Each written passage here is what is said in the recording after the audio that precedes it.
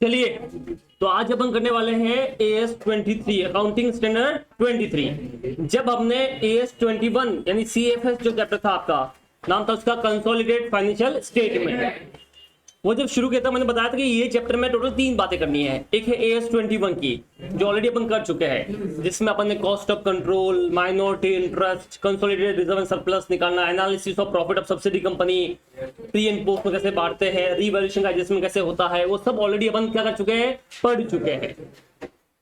ठीक है, इसके बाद अभी जो इसका दूसरा पार्ट है वो है AS 23। कौन सा है?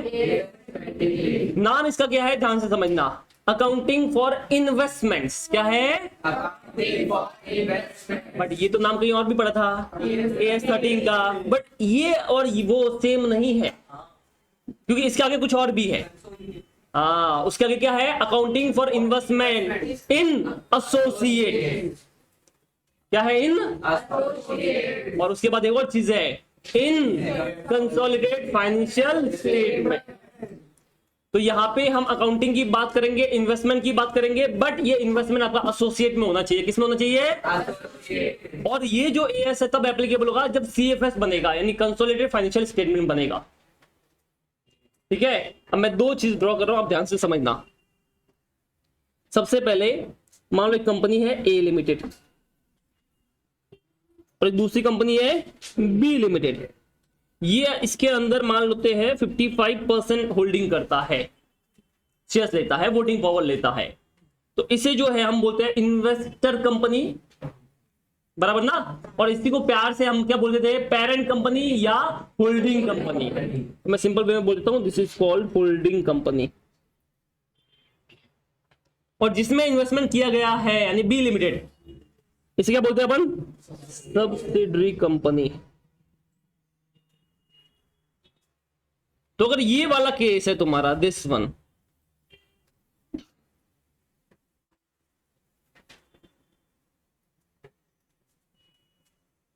अगर आपका ये वाला केस है, ये जो पहला है केस, अगर ये वाला केस है तो इसमें AS 21 एप्लीकेबल होता है। कौन सा AS एप्लीकेबल होता है? क्योंकि यहां पे होल्डिंग और सब्सिडी का, पेरेंट और चाइल्ड का रिलेशन आ गया। तो इस केस में ये AS 23 यहां पे एप्लीकेबल होगा? नहीं, यहां पे एप्लीकेबल नहीं होगा, क्योंकि तो CFS बनेगा, होल्डिंग सब्सिडी के हिसाब से बनेगा। वही जैसे आपने सीखा है पूरा चैप्टर वैसे ही करना है इसको। किसको डाउट है इसमें? पक्का? चलिए एक और मैं यहां पे ड्रॉ कर रहा हूं, देखिए एक कंपनी है A लिमिटेड, दूसरी बेटा कंपनी कौन सी है? B limited. ये इसमें 10% होल्ड कर रहा है। कितना होल्ड कर रहा है? तो again A limited is investor company, B is investing company, but यहां पे क्या होल्डिंग सब्सिडी का लिंक है? नहीं।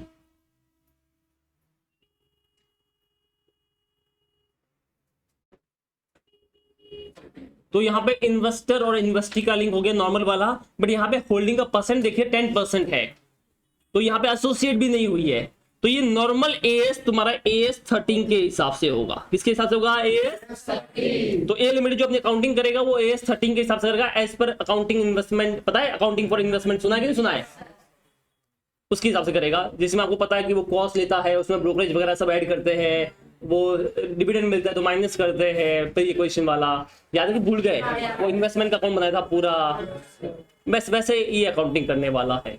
कोई दिक्कत है यहां तक? अभी इंटरेस्टिंग वाला पार्ट आएगा। ये कंपनी है A लिमिटेड, वो इन्वेस्टमेंट कर रही है मान लीजिए B लिमिटेड में, और ये जो इन्वेस्टमेंट का परसेंट है ये है 30%। कितना परसेंट है? 30%। ठीक है, अगर ये वाला केस है,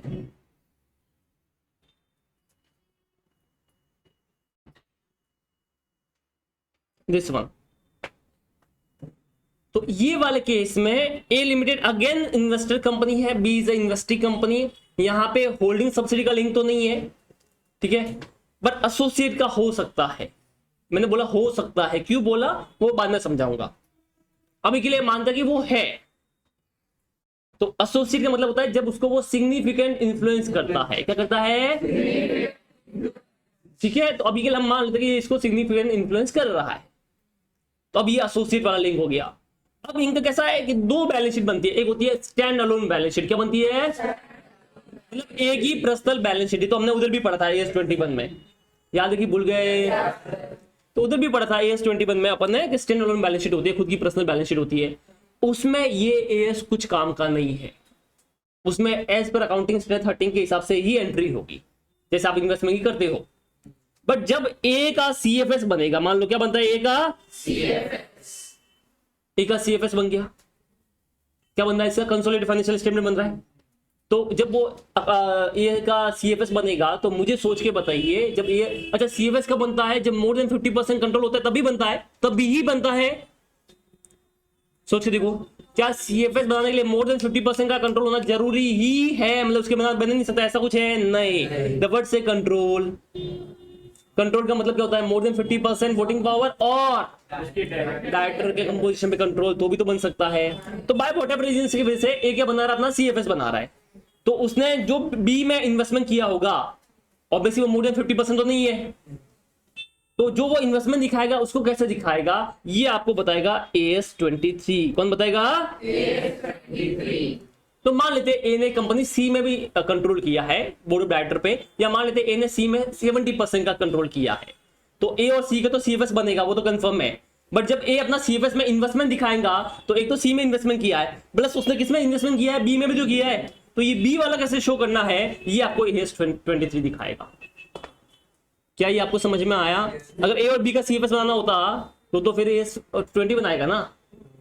तो मान लो उसका CFS बन रहा है, कि CFS से रीजन है ये तो बोर्ड ऑफ डायरेक्टर पे कंट्रोल होना चाहिए या मोर देन 50%, तो वो ए CFS बनाएगा। तो जब आप ए CFS बनाएगा, तो मुझे बताइए उसने जहां पे इन्वेस्टमेंट किया होगा वो भी तो उसकी बैलेंस शीट में आएगा। तो क्या इसने इस कंपनी बी में भी इन्वेस्टमेंट किया कि नहीं किया है? किया है। तो क्या उसको भी शो करना पड़ेगा? बिल्कुल करना पड़ेगा। तो वो बी को कैसे शो करेगा, बी के इन्वेस्टमेंट को, क्योंकि यहाँ पे मोर देन 20% है, तो इस केस में कैसे शो करेगा, वो आपको AS 23 बताएगा। इसका मतलब क्या AS 23 stand alone balance sheet में एप्लीकेबल होता है? नहीं। इसीलिए कंफ्यूजन दूर करने के लिए यहाँ पे क्या लिखा है? Accounting for investment in associate, यानी कि अगर 10% होल्डिंग करो तो बात ही खत्म होगी, नहीं करना है। बट अगर आप मोर देन 20% है, यानी सिग्निफिकेंट इन्फ्लुएंस है, और क्या बन रहा है? CFS बन रहा है, तो एप्लीकेबल है। आपने किसी कंपनी में 30% का इन्वेस्टमेंट कर लिया, बट आपका CFS नहीं बन रहा है, तो क्या ये AS 23 तुम्हारे ऊपर एप्लीकेबल है? नहीं। अभी अपनी CFS क्लासेस ने मान लो किसी रिलायंस कंपनी में 23% ले लिया, और हमारा CFS नहीं बन रहा, क्योंकि बस वही ही हमारा इन्वेस्टमेंट है, तो CFS कैसे बनेगा? नहीं बनेगा। तो क्या ये AS 23 एप्लीकेबल होगा? नहीं। फिर कौन सा AS एप्लीकेबल होगा? AS 13। कौन सा एप्लीकेबल होगा? 13। इन्वेस्टमेंट, हमने इन्वेस्टमेंट किया नॉर्मल वाला, तो ये कब एप्लीकेबल होगा? हमेशा होगा कि CFS बनेगा तब एप्लीकेबल होगा, CFS बनेगा तो एप्लीकेबल होगा। तो AS 21, AS 23 और AS 27, ये तीनों AS तभी एप्लीकेबल होंगे जब क्या बनेगा? CFS, यानी कंसोलिडेटेड फाइनेंशियल स्टेटमेंट बनेगा तो ही एप्लीकेबल होंगे, अदरवाइज एप्लीकेबल होंगे। क्या ये आपको समझ में आया? तो कभी आपने किसी कंपनी की बैलेंस शीट देख ली मान लो, और आपने देखा उस कंपनी ने किसी कंपनी में 40% ले लिया है, बट उसका CFS नहीं बन रहा है, तो क्या आप इस AS को एप्लीकेबल कर सकते हो? नहीं, फिर नहीं बनेगा भैया। मतलब ये तभी बनेगा जब तुम क्या बना रहे हो? CFS। Stand alone balance sheet होती है, एक CFS बैलेंस शीट, दो बनती है उनकी। AS 21 में पढ़ा था, एक खुद की पर्सनल बैलेंस शीट होगी जो क्वेश्चन में दे रखी होती है, और एक अपन बनाते थे जो स्टैंड अलोन के साथ में CFS वाली होती थी। तो ये जो एप्लीकेबल होगा वो किस में होगा? स्टैंड अलोन में होगी, CFS में होगा, CFS में। स्टैंड अलोन में कुछ छेड़ना नहीं है। अंडरस्टूड? एनीवन किसी को डाउट है तो आप बताइए। तो पहले तो हमने ये देख लिया किसके ऊपर एप्लीकेबल होता है, किसके ऊपर नहीं होता है, ठीक है। अब थोड़ा सा अपन इसको डिकोड करेंगे अपन। जैसे यहाँ पे दे रखा है अकाउंटिंग फॉर इन्वेस्टमेंट, तो ये तो सीधी बात है, इन्वेस्टमेंट आपने कंपनी शेयर्स लिए होंगे इन एसोसिएट्स, तो अपने को वर्ड समझना पड़ेगा। क्या समझना पड़ेगा? एसोसिएट। एसोसिएट का मतलब क्या होगा? और CFS तो तुमको पता ही है, तो ये मैंने बता दिया कि ये AS तभी एप्लीकेबल होगा जब CFS बनेगा। तो अब अपने को एक ही वर्ड समझना है, उसका मतलब क्या है? एसोसिएट। अब एग्जाम में ये कितने मार्क्स का इंपॉर्टेंट है? तो नॉर्मल इसके अंदर से 5 मार्क्स का क्वेश्चन आ सकता है। कितने मार्क्स का आ सकता है? या मे बी इसके अंदर से MCQs आएगा, ये भी हो सकता है। तो या तो MCQs ले लो, या एक 5 मार्क का क्वेश्चन ले लो, ऐसा हो सकता है। या 4 मार्क का कोई क्वेश्चन दे दिया, 1 मार्क का MCQ दे दिया, वो भी पॉसिबल है। बट हाई चांस कि क्वेश्चन आएगा या फिर MCQs आएगा। समझ में आया कि नहीं आया? बट इसमें से आने के चांस काफी हाई है। क्यों हाई है? क्योंकि ये ओल्ड सिलेबस में था। तो बाय चांस कोई बच्चा ऐसा देख रहा है जो फेल हो चुका है, ठीक है, तो उसने ये वाला ES पढ़ा ही नहीं होगा, चाहे अकाउंट्स हो या एडवांस अकाउंट हो, क्योंकि ये पहले सिलेबस में था ही नहीं था, सिर्फ 21 था। तो ये आपके सिलेबस में अभी ऐड हुआ है, और सीधी सी बात अगर अभी ऐड हुआ है तो ICAI को भी पता है अभी ऐड किया, तो इसमें से शायद कुछ क्वेश्चन पूछ लेगी। अपन 100% नहीं बोल सकते, ICAI ये कब दिमाग घूम जाए पता नहीं, बट क्या इसमें से क्वेश्चन आने के चांस थोड़े हाई है। हाँ, बोलिए समझ में आया ये वाला? चलिए फिर शुरू करें। तो अभी अपने को एक वर्ड समझना है, उसका मतलब क्या है, associates. What is the meaning of associate? ठीक है, अच्छा ये कब से आया वो देख लो। तो 1 अप्रैल 2002 से आया था। ठीक है, ये बताता है कि जब आप CFS बनाओगे तो आप इन्वेस्टमेंट को कैसे शो करोगे, वो सब बताएगा। अभी अपने को एक डेफिनेशन समझना है, वो है एसोसिएट का मतलब। ये रहा,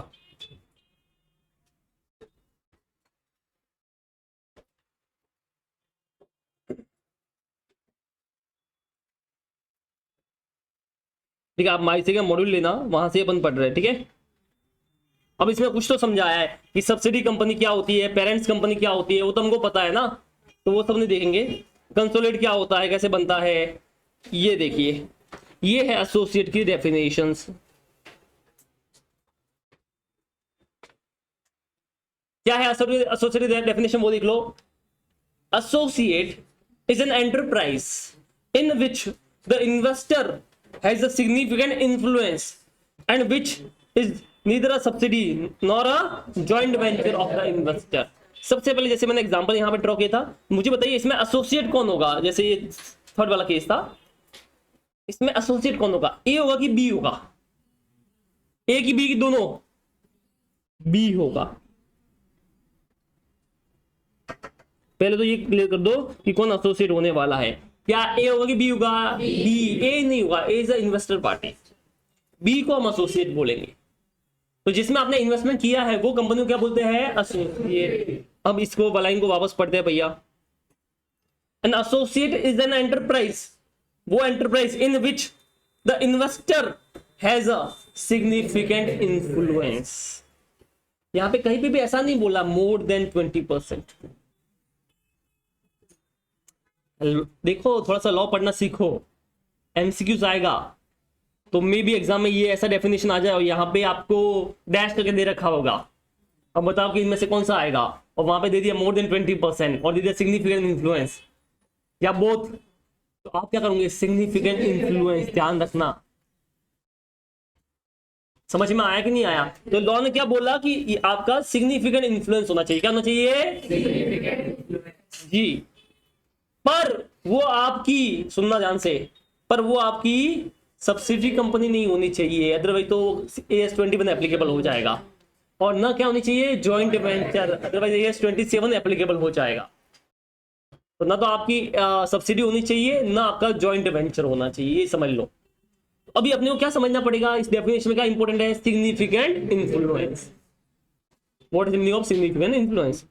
सिग्निफिकेंट इन्फ्लुएंस का मतलब क्या होता है, तो दे रखा है, significant influence is the power to participate in the financial and or the operating policy decision of the investee but not the control over this policy। बेटा कंट्रोल हुआ तो फिर वो होल्डिंग सब्सिडी हो जाएगा।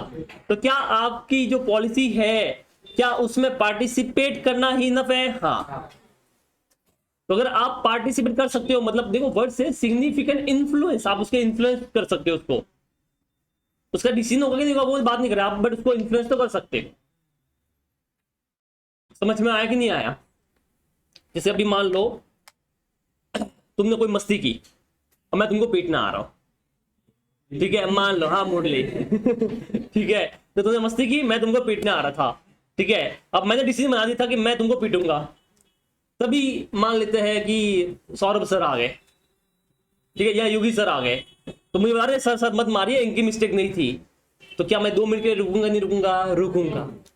और तुम बोलते हो कि सर हमारी मिस्टेक नहीं, तो क्या मैं रुकूंगा? नहीं, मैं इनसे बनूंगा, तुमको पीटूंगा, फिर तुम मुझे जेल में डालना समझ में आया कि नहीं आया? तो क्या किसी के बोलने से मैं एक बार के लिए रुकूंगा? हाँ, मतलब सुनूंगा उसकी बात। उन्होंने मुझे इन्फ्लुएंस किया, क्या किया उन्होंने मुझे? पर मैंने डिसीजन नहीं बनाया कि मारूंगा कि नहीं मारूंगा, वो भी बात नहीं हुई है, बट मुझे एक बात के लिए रोक दिया। अब मैं सोचने को मजबूर हो गया कि भैया एक बार रुक जाता हूँ, सोचता हूँ क्या हुआ, उनका सुनूंगा, बताओ सर क्या हुआ। उनको इग्नोर कर सकता नहीं, कहना अबे निकल बे मैं तो पट पिटूंगा, ऐसा कर सकता नहीं है। समझ में आया कि नहीं आया? क्या मैं ऐसा कर सकता हूं? नहीं। तो मुझे उनकी बात सुननी पड़ेगी, फिर मैं डिसीजन लूंगा, और शायद मैं अपना डिसीजन चेंज भी कर लूंगा, ध्यान से सुनूंगा, मुझे लगेगा कि हाँ ये सही बात है। तो इसे बोलते हैं सिग्निफिकेंट इन्फ्लुएंस। क्या बोलते हैं इसको? तो जो कंपनी की पॉलिसीज बन रही है, ठीक है, अभी कंपनी की जो पॉलिसीज बन रही है, ठीक है, और जो ऑपरेटिंग पॉलिसीज है मेन, उसमें अगर आप पार्टिसिपेट कर सकते हो, क्या कर सकते हो? पार्टिसिपेट। तुम ऑब्जेक्शन उठा सकते हो, होगा नहीं वो अलग बात है, तो बट तुम रुक जाओ, रुको रुको मेरा ये है, तो ऐसा तुम बोल सकते हो। इस केस में आप उसको क्या कर सकते हो? सिग्निफिकेंट इन्फ्लुएंस कर रहे हो। क्या ये तुमको समझ में आया? अब आगे देखते हैं। This definition exclude the subsidy और जॉइंट वेंचर, तो हमने ऑलरेडी पढ़ लिया है, from the scope and associate, but apart from this any other enterprise which are significantly influenced by the investor is an associate for the purpose of this standard. तो जरूरी नहीं कि हमेशा 20% से होना चाहिए, अगर आप उसको इन्फ्लुएंस कर सकते हो तो भी आप क्या हो गए? एसोसिएट हो गए। Now any enterprise having 20% or more of the voting power or any interest directly or indirectly, the word said directly or in any enterprise will be assumed to have significant influence। तो इसने क्या बोल दिया कि अगर किसी enterprise में अगर मोर देन 20% है तो हम ये मानेंगे कि आप उसको क्या कर सकते हो? सिग्निफिकेंटली इन्फ्लुएंस कर सकते हो। अब वो 20% डायरेक्ट भी हो सकता है और इनडायरेक्ट भी हो सकता है, अनलेस प्रोवाइडेड अदरवाइज। हाँ, अगर आपने ऐसा कर लिया, ये प्रोवाइड, ये क्या बोलते हैं, प्रूव कर दिया कि मैं तो सिर्फ उस कंपनी में शेयर्स लिया हूं, मैं उसको इन्फ्लुएंस करता नहीं हूं, मैंने तो ऐसा इन्वेस्टर कंपनी के शेयर्स ले लिए। फॉर एग्जांपल मेरे पास बहुत पैसा पड़ा था, तो मैंने रिलायंस कंपनी में 23% शेयर्स ले लिए, बट मैं कभी रिलायंस कंपनी गया ही नहीं, ताकि बोर्ड मीटिंग का कुछ नहीं, बस ऐसे ही पैसा पड़ा था डाल दिया, ठीक है, और मैंने ये प्रूव भी कर लिया कि मेरा ज्यादा नहीं है, तो क्या मैं उसका एसोसिएट होगा? नहीं। बट मैंने प्रूव नहीं किया, मैंने बस ऐसा इन्वेस्टमेंट किया और फिर छोड़ दिया, तो मैं एसोसिएट माना जाएगा, ध्यान रखना। तो आपको, अगर आप इन्फ्लुएंस नहीं कर रहे हो मोर देन 20% में, तो आपको प्रूव करना पड़ेगा कि मैं इसको इन्फ्लुएंस कर रहा नहीं हूं। तो अगर in the absence of the information आपको बोला है कि मोर देन 20% होल्ड करता है, तो आपको हमेशा क्या मानना है? इन्फ्लुएंस कर रहा है। तो क्वेश्चन के हिसाब से भी हम यही मानेंगे, अगर इन्फ्लुएंस नहीं कर रहे तो आपको उसको एविडेंस देना पड़ेगा। समझ में आया कि नहीं आया? चलिए, significant influence may be gain by share ownership. अच्छा, आप इन्फ्लुएंस कैसे ले सकते हो? ओनरशिप, यानी वो मोर देन 20% का पार्ट आ गया, और स्टैचू, और बाय द अग्रीमेंट। तो क्या आप हमेशा एसोसिएट बने? उसका जो बोलते हैं ना मोर देन 20%, क्या वही जरूरी होता है? दूसरा वे भी होता है, दूसरा वे भी होता है। क्या होता है कि लॉ ने बोल दिया, क्या बोल दिया? फॉर एग्जाम्पल लॉ ने जुझार सर को अपॉइंट कर लिया रिलायंस कंपनी के डिसीजन मेकिंग के बोर्ड में, अपनी कंपनी जो है उसको अपॉइंट कर लिया कि भैया आप ध्यान रखना उसका, ये लॉ ने बोला है, मोदी जी ने बोला है। तो क्या मैं सिग्निफिकेंट इन्फ्लुएंस कर रहा हूं? हाँ। तो क्या हम भी एसोसिएट हो गए? बिल्कुल हो गए। सिंपल फंडा है, लॉ बोले तो मान लेना, जिद करना नहीं है। या तीसरा, हमने कोई अग्रीमेंट बनाया है, क्या बनाया हमने? तो उस केस में भी आप सिग्निफिकेंट इन्फ्लुएंस कर सकते हो। तो क्या सिग्निफिकेंट इन्फ्लुएंस होने के लिए हमेशा मोर देन 20% होना जरूरी है? नहीं। स्टैचू बोले तो भी हो सकता है, और अग्रीमेंट के हिसाब से भी हो सकता है। तो इसको करो इंपॉर्टेंट मार्क, ये एमसीक्यू के हिसाब से क्वेश्चन बनता है।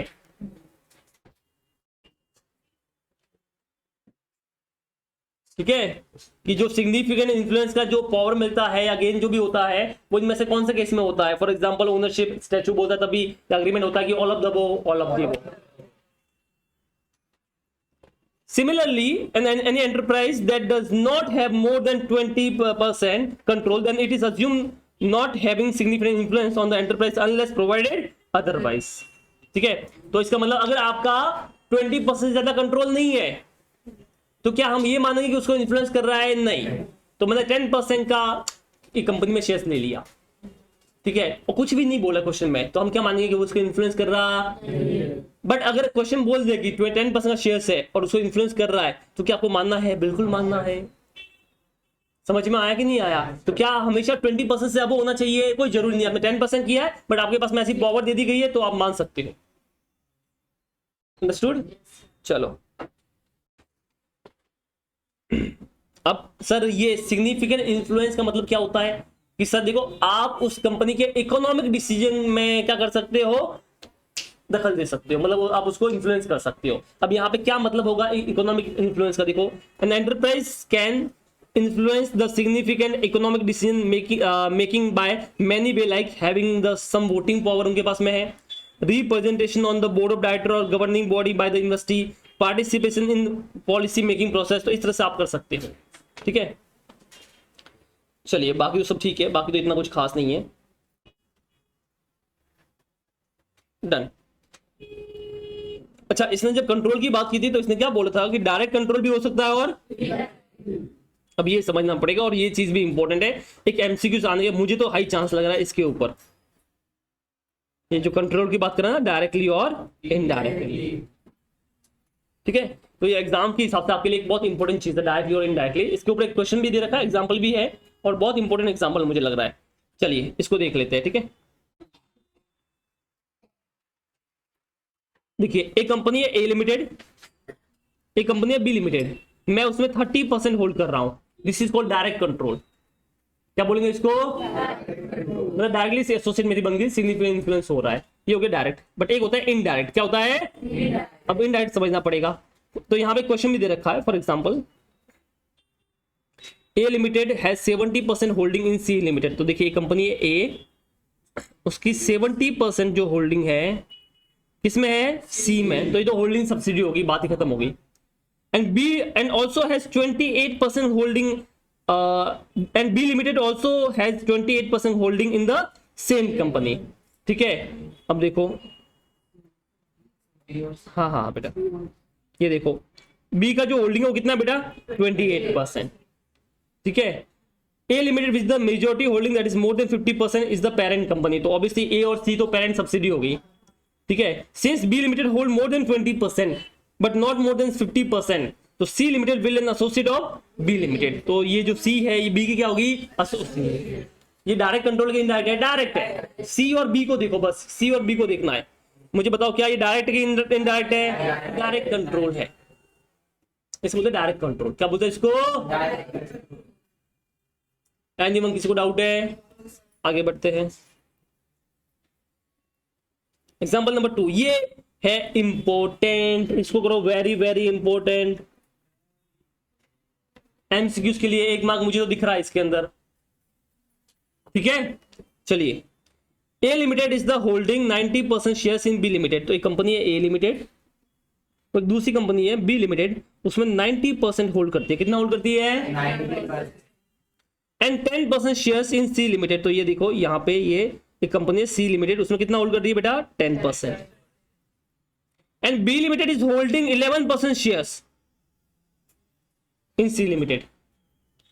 इन ए और बी तो पेरेंट सब्सिडी होगी, बट क्या ए के लिए सी एसोसिएट होगी नहीं होगी? तो देखो डायरेक्ट कंट्रोल 10% है, प्लस इनडायरेक्ट कंट्रोल कितना हो गया? 11%, तो टोटल इज 21%। तो क्या ये एसोसिएट हुई कि नहीं हुई? हो गई बाय द इनडायरेक्ट कंट्रोल। क्या ये तुमको समझ में आया? तो जब मैं कंट्रोल देख रहा हूं, जब मैं चेक कर रहा हूं एसोसिएट है कि नहीं, तो आपको पूरा ऐसे काउंट करना है पूरा। बट क्वेश्चन जब सीएफएस बनेगा, क्या बनेगा? उसमें जो आप परसेंटेज दिखाओगे, जो परसेंट निकाल के इतना परसेंट होल्डिंग कर रहा है, तो उसमें आपको डायरेक्ट नहीं लेना, उसमें आपको ऐसा करना पड़ेगा। कैसा करना पड़ेगा वो देख लो। अरे यार, जब आप सीएफएस बनाओगे तो उसमें जो परसेंटेज आप मल्टीप्लाई करोगे तो आपको 10% तो डायरेक्ट हो गया, बट जो इनडायरेक्ट है उसमें आपको 11% का 90% लेना पड़ेगा। कितना होता है? 9.9। तो बताओ कितना हो गया? 19.90। एसोसिएट तो है, क्या है? बट जब मैं सीएफएस बनाऊंगा तो उसमें जो परसेंट लूंगा कितना लूंगा? 19.9 के हिसाब से मल्टीप्लाई करके निकालूंगा सब चीजें। तो जब आप चेक कर रहे हो कि एसोसिएट है कि नहीं, तो आपको पूरा काउंट करना है 10 और 11। बट जब आप सीएफएस में करोगे तो सीएफएस करते टाइम पे क्या आप 21 लोगे कि 19.9 लेना है? 19.9। तो कैलकुलेशन के सिंपल वे में बोलूं तो जब कैलकुलेशन करोगे, अमाउंट निकालोगे तो 19.9 लेना है। बट जब आप एसोसिएट चेक कर रहे हो, AS23 की एप्लीकेबिलिटी चेक कर रहे हो, तो आपको डायरेक्ट सीधे पूरा काउंट करना है। क्या ये आपको समझ में आया? yes. तो अब देख लो, आंसर देख लो, और इसको मैंने क्यों इंपोर्टेंट मार्क कराया वो भी मैं समझा रहा हूं। देखिए क्या है, As far as the relationship between A and C is concerned, A Limited is the total of direct and indirect control 10 plus 11 21% in the C Limited. ये समझ में आया तुमको? The C Limited is an associate of A Limited. ये तो हो गया associate की बात होगी. Now it may however be noted that the for consolidated financial statement purpose CFS जब बनाओगे तो उसमें जो परसेंटेज लेते हो the holding will be 19.90. तो अगर एग्जाम में आपको आता है कि एसोसिएट की बात करता है, बोलता है सीएफएस वर्ड दिखता है तो आपको ऐसे निकालना पड़ेगा, और सीएफएस वर्ड नहीं दिखता है तो डायरेक्ट कर लेना पड़ेगा. अब छोटा सा एक वर्ड का फर्क रहेगा. तो एग्जाम में एमसीक्यू दोनों आंसर मिलेंगे, जैसे कि खुद आईसीएआई ने एक एमसीक्यू दे रखा है इसी के ऊपर, वो हम देख लेते हैं.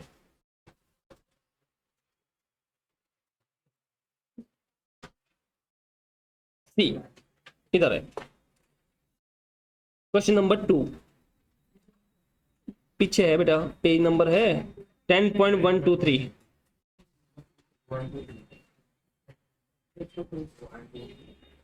Page number 10.123. ठीक है, कितने क्वेश्चन है इसके अंदर? टोटल मिला के है 9.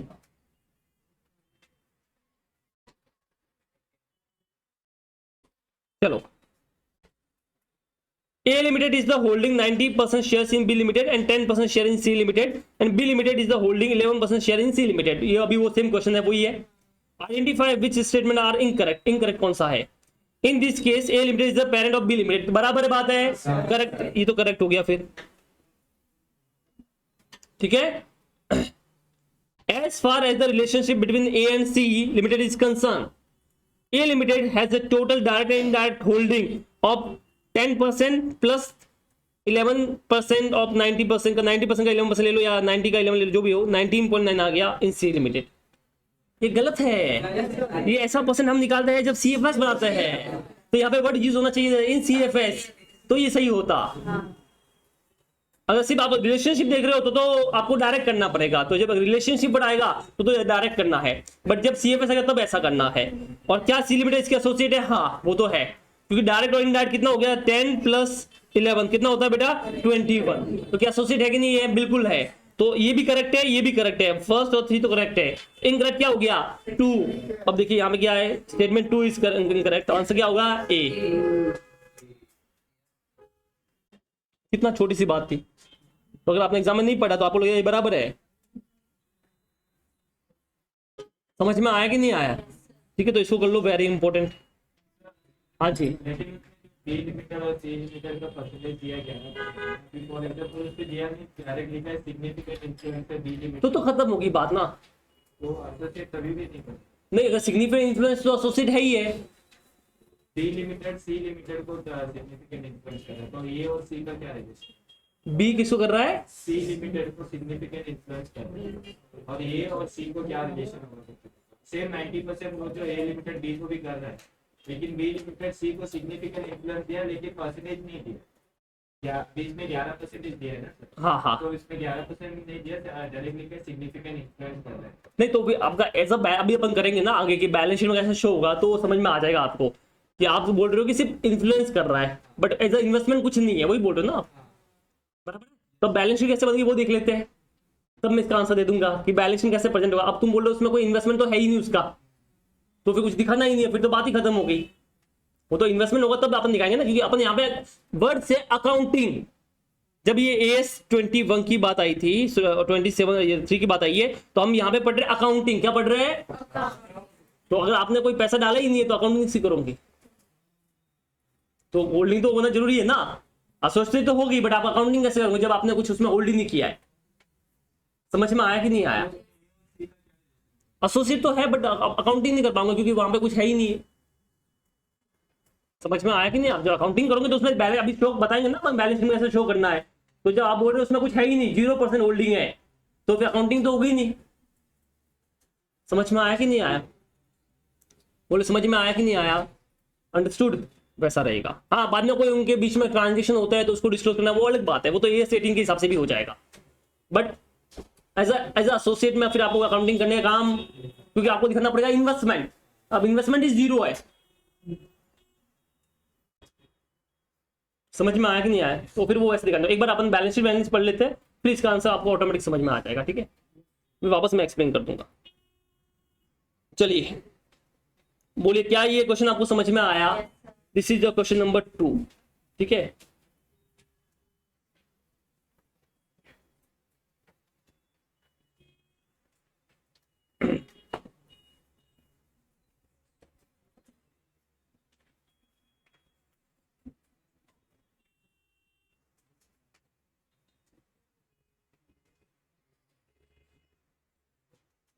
ये रहा एग्जांपल।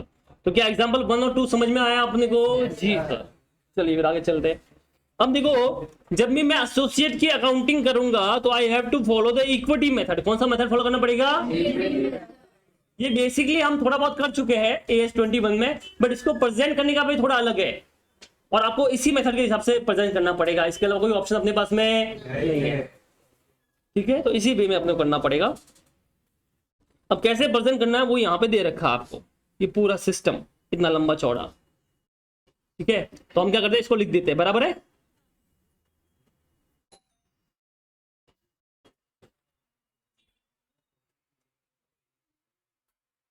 अब हमको यहाँ पे कुछ चीजें चाहिए। सबसे पहले अकाउंटिंग करने के लिए 3 चीजें चाहिए अपने को। सबसे पहले अपने को चाहिए गुडविल या कैपिटल रिजर्व। क्या चाहिएगा अपने को? अब वो तो कैसे निकालते हैं वो ऑलरेडी आप पढ़ चुके हो।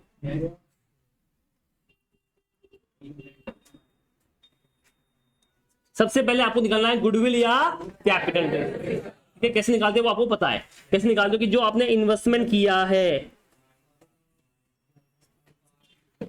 ठीक है, एट कॉस्ट बेटा, बराबर ना, जितने में आपने इन्वेस्टमेंट किया था वो वाला माइनस करेंगे। अगर कोई प्री एक्विजिशन डिविडेंड है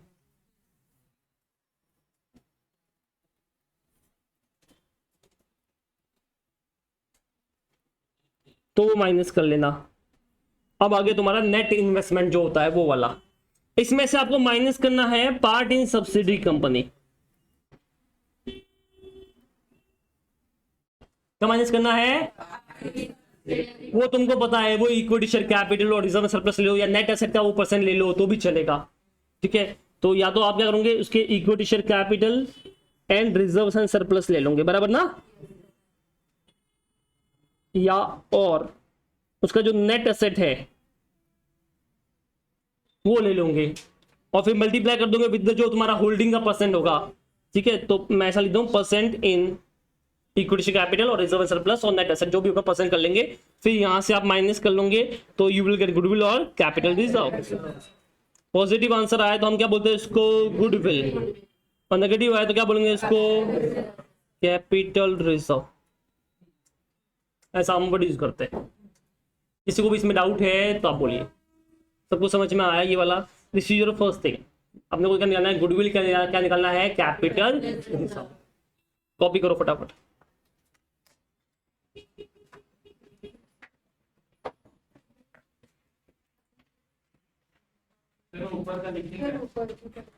ऊपर क्या था?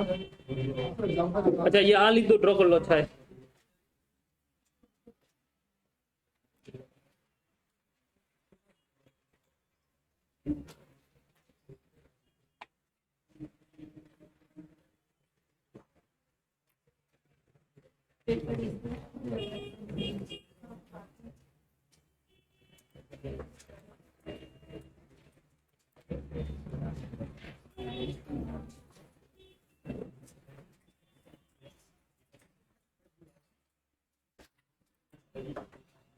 चलिए आगे बढ़ रहे हैं अपन। तो पहली चीज हमने निकाली गुडविल या कैपिटल रिजर्व, बराबर ना। yes. दूसरा अपने को निकालना है कैरिंग अमाउंट। क्या निकालना है?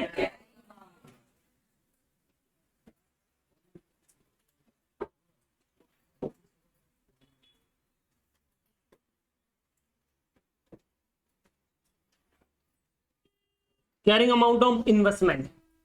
What is the meaning of carrying amount? क्या सही है? जो आप बुक्स में वैल्यू क्या कर रहे हो? कैरिंग कर रहे हो।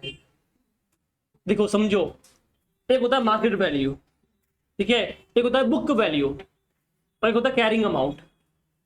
कभी कभी हम चीजों को कॉस्ट पे रिकॉर्ड करते हैं, बट फिर अपन उसमें उसका ऊपर नीचे वैल्यू भी तो कर सकते हैं।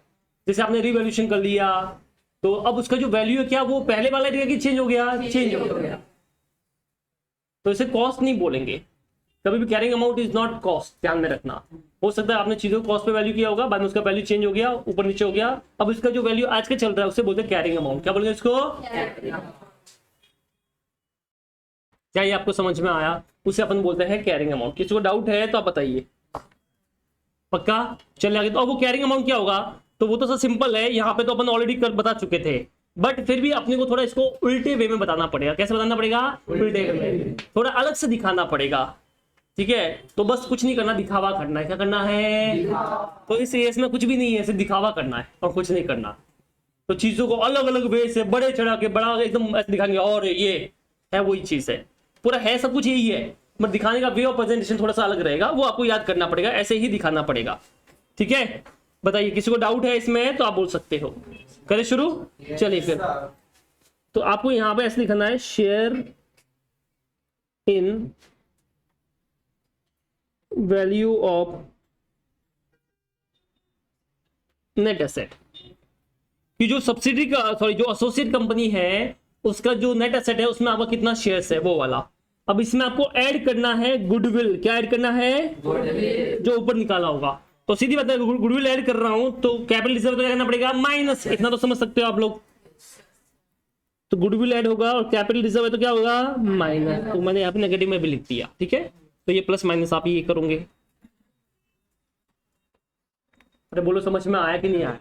तो गुडविल है तो क्या करना पड़ेगा? प्लस, और कैपिटल रिजर्व है तो क्या करना पड़ेगा? इसे बोलते हैं कॉस्ट ऑफ इन्वेस्टमेंट। क्या बोलते हैं इसको? Cost of investment. ये वाला। अब इसमें इस कंपनी के थ्रू आपने जो प्रॉफिट कमाया है वो इसमें ऐड हो जाएगा। तो मान लो आपने इसमें होल्ड कर लिया, उसके बाद उस कंपनी ने प्रॉफिट कमाया, तो ये प्रॉफिट जो है इसमें ऐड करना है। इसे बोलते हैं प्रॉफिट ड्यूरिंग द ईयर। क्या बोलते हैं इसको? पर क्या पूरा प्रॉफिट आपका होगा कि दूसरों का भी होगा? दूसरों का भी होगा, तो आपको परसेंट वाइज लेना पड़ेगा। अच्छा ये बताओ, प्रॉफिट ऐड किया तो बेटा लॉस क्या होगा? माइनस। इतना कॉमन सेंस है ना अपने अंदर, है कि नहीं है? कॉमन नहीं हो तुम लोग, बट फिर भी तुम्हारे अंदर है कि नहीं है? चलो, और डिविडेंड अगर पेड किया है तो उससे प्रॉफिट कम होता है। तो अगर आपने कुछ डिविडेंड पेड किया है तो वो यहां से माइनस कर लेना बेटा, ये डिविडेंड पेड यहां से माइनस कर लेना। बट ऑब्वियसली डिविडेंड जितना अपने हिस्से का होगा वही माइनस करेंगे, तो यहाँ पे परसेंट वाइज करेंगे ये वाला। अब जो आएगा इसे बोलते हैं कैरिंग वैल्यू। क्या बोलते हैं इसको? तो अगर आप इसको थोड़ा सा लॉजिकली सोचते हो तो ये देखो, ये जो दे रखा है ना, share in the value of net asset, ये तुम्हारा एग्जैक्ट ये पार्ट इन सब्सिडी कंपनी आएगा, यही तो था। फिर आपने इसमें क्या किया? गुडविल या कैपिटल रिजर्व ऐड कर लिया, तो ये देखो ये मिला कि नहीं मिला? ये वाला मिल गया। अब भैया आपको क्वेश्चन में ये आपने फर्स्ट लिया, फिर आपने इसमें ये वाला ऐड कर लिया, तो ये मिला कि नहीं मिला? मिल गया ना। वही है, बस थोड़ा ऊपर नीचे करके दिखा रहे। क्या ये तुमको समझ में आया कि नहीं आया? ताकि सामने वाले को समझ में आएगा कि जब आपने इन्वेस्टमेंट किया था तो आपको इतना हिस्सा उसमें मिल गया, फिर आपने इतना इसका एक्स्ट्रा पे किया बिकॉज ऑफ गुडविल, या आपने कम पे किया बिकॉज ऑफ कैपिटल रिजर्व, तो आपका इतना आ गया। फिर उस कंपनी ने प्रॉफिट कमाया तो आपने इस कंपनी के थ्रू इतना प्रॉफिट कमा लिया, और बट उसमें से इतना डिविडेंड पेड हो गया, तो अब आपको इतना वैल्यू बच गया है। आंसर दोनों में सेम ही आएगा, ऊपर वाला इसमें, बट वो बोलना बताने का वे थोड़ा सा अलग कर लिया, ऊपर नीचे कर लिया। क्या ये आपको समझ में आया? चलो कॉपी करो ये वाला।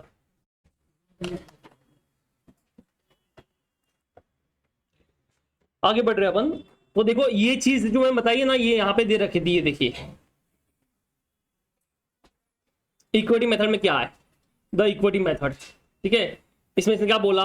Equity method is the method of accounting whereby the investment is initially recorded at cost, identify any goodwill और capital reserve arising at the time of acquisition. The carrying amount of the investment is adjusted thereafter for the post acquisition changes in the investor shares of net asset of the investee. The consolidated balance sheet of P&L account reflect the investor shares of the result in operation in investee. ये बाद में समझेंगे। यहाँ पर देखिए, goodwill और capital reserve arising on the acquisition of an associate by investor should be included in the carrying amount of an investment in associate but should be disclosed separately. तो separately आपको disclose करना पड़ेगा ताकि समझ में आएगा कि हमका इतना इतना गुडविल का दिया या इतना कैपिटल रिजर्व हुआ। तो अब इससे क्या समझ में आता है? In CFS investment to be recorded at a cost, any surplus और deficit in cost and net asset to be recorded as a goodwill और कैपिटल रिजर्व। मतलब आपको गुडविल कैपिटल रिजर्व निकालना है। Distribution receive from an investee reduce the carrying amount of the investment, मतलब dividend. तो जो dividend मिला उससे क्या होगा, इन्वेस्टमेंट कॉस्ट क्या हो जाएगी, कम हो जाएगी। Any subsequent change in the share of the net asset is adjusted in the cost of investment and goodwill capital reserve। वही बाद में प्रॉफिट हुआ तो माइनस कर लेंगे, ठीक है। ये प्रॉफिट एंड लॉस बाद में समझाता हूँ। बोलिए यहां तक आपको समझ में आया? किसी को भी डाउट है तो आप बोल सकते हो, पक्का? चलिए आगे बढ़े, ठीक है। तो ऑलमोस्ट अपन ने ये सारा यहां तक पढ़ लिया। अब एक क्वेश्चन कर लिया अपन, चलिए। अच्छा उससे पहले बैलेंस शीट में कैसे शो होगा वो भी देख लो साथ साथ में, कि बैलेंस एक्चुअल में जो बैलेंस शीट बनेगी तो उसमें क्या होने वाला है। तो यहां पे देखिए आपकी बनेगी कंसोलिडेटेड बैलेंस शीट। क्या बनेगी?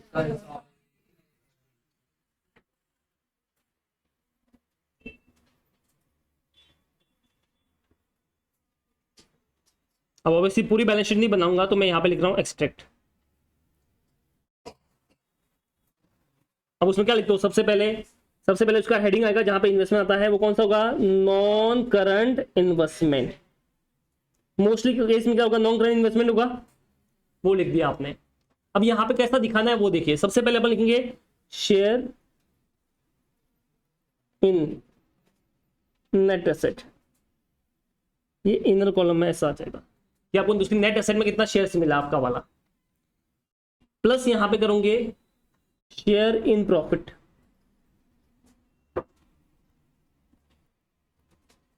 ये शेयर इन प्रॉफिट मतलब दिस वन, ये जो लिखा ना प्रॉफिट ड्यूरिंग द ईयर, ये वाला ही। लॉस तो क्या करेंगे, माइनस, और फिर गुडविल इसमें ऐड कर लो अलग से, ये गुडविल आ गई। बेटा कैपिटल तो माइनस करना है तो मैं लिख नहीं रहा, वो समझ जाना आप लोग, ये वाला। ये इतना करने के बाद जो आउटर कॉलम में आएगा, दिस इज योर इन्वेस्टमेंट, खत्म। इतना ही दिखाना है अपने को, हो गया। इस तरह से शो होगा अपना बैलेंस शीट के अंदर।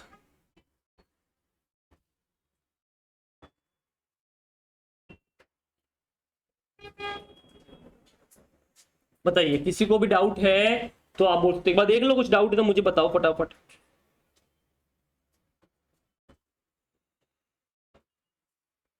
तो फटाफट देखो, एनी डाउट, किसी को भी कुछ भी डाउट रहेगा तो आप बोल सकते हो। क्या किया अपन ने, यही चीज है बेटा, यही है दिखाने का, भी थोड़ा सा अलग किया, ठीक है। अभी क्या बनेगा अपना, प्रॉफिट एंड लॉस। क्या बनेगा अपना, तो देख लो कैसे बनेगा।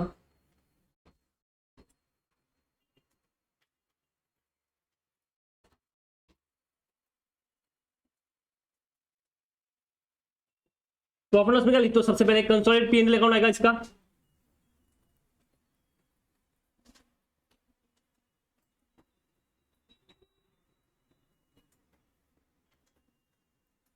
ये देखिए ये आ गया। सबसे पहले आपको लिखना है अदर इनकम। कहां पे आएगा इसका, मतलब देखो इसमें कैसा होगा कि जो सब्सिडी कंपनी में आपने इन्वेस्टमेंट किया, उसके बाद जो सब्सिडी कंपनी ने प्रॉफिट कमाया, एक तरफ तो वो पीएल में दिखाऊंगे। कहां पे दिखाऊंगे, वो पीएल में दिखाऊंगे तो प्रॉफिट बढ़ गया इस तरफ, और दूसरा वो इन्वेस्टमेंट कॉस्ट में ऐड कर लूंगे तो बैलेंस शीट क्या हो जाएगी, टैली। एक इधर बढ़ा रहे हो उधर बढ़ा रहे हो, दोनों क्या हो गए, टैली हो गए। समझ में आया कि नहीं आया? तो यहाँ पे आप क्या लिखोगे, सबसे पहले इसमें दो चीज आएगा। सबसे पहले हेडिंग आएगा अदर इनकम। अब अदर इनकम में सबसे पहले दो चीज दिखानी है अपने को अलग अलग। पहला दिखाना है शेयर इन प्रॉफिट। क्या दिखाना है आपने को, बराबर है, किसमें, एसोसिएट में।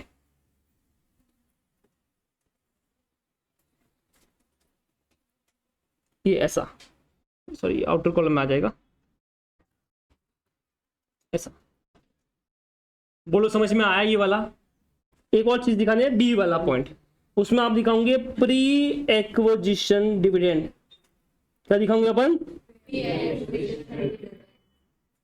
बट ये इनर कॉलम में आएगा ऐसा, क्योंकि ये हम आउटर कॉलम में दिखाएंगे, क्योंकि ये जो प्री एक्विजिशन डिविडेंड था, हमने क्या किया, इसको इनकम माना है कि इन्वेस्टमेंट में से माइनस किया है। तो यहाँ पे हम वो शो कर लेंगे कि यहाँ पे माइनस ट्रांसफर टू इन्वेस्टमेंट, पर ये अलग से दिखाना पड़ेगा, ट्रांसफर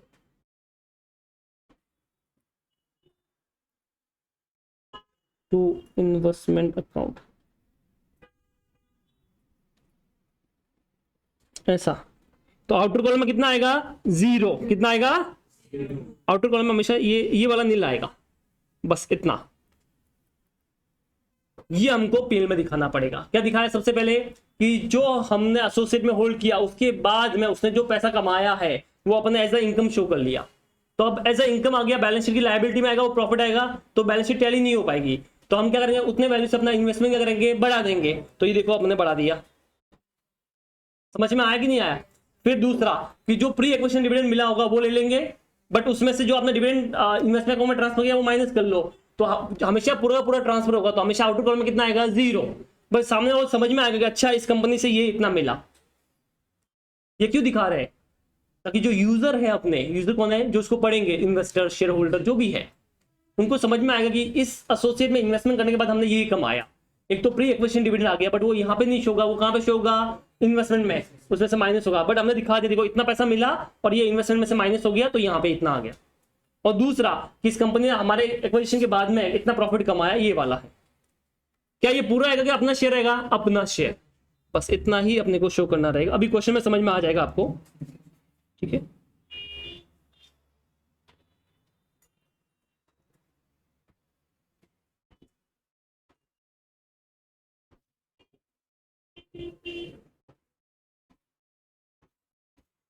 चलो ठीक है, बोलो समझ में आया ये वाला? टेढ़ा मेढ़ा जैसा है कर लो कॉपी, चलो चलो फटाफट कॉपी कर लो। ये वाला हो गया ना, ये वाली बाकी है अपना।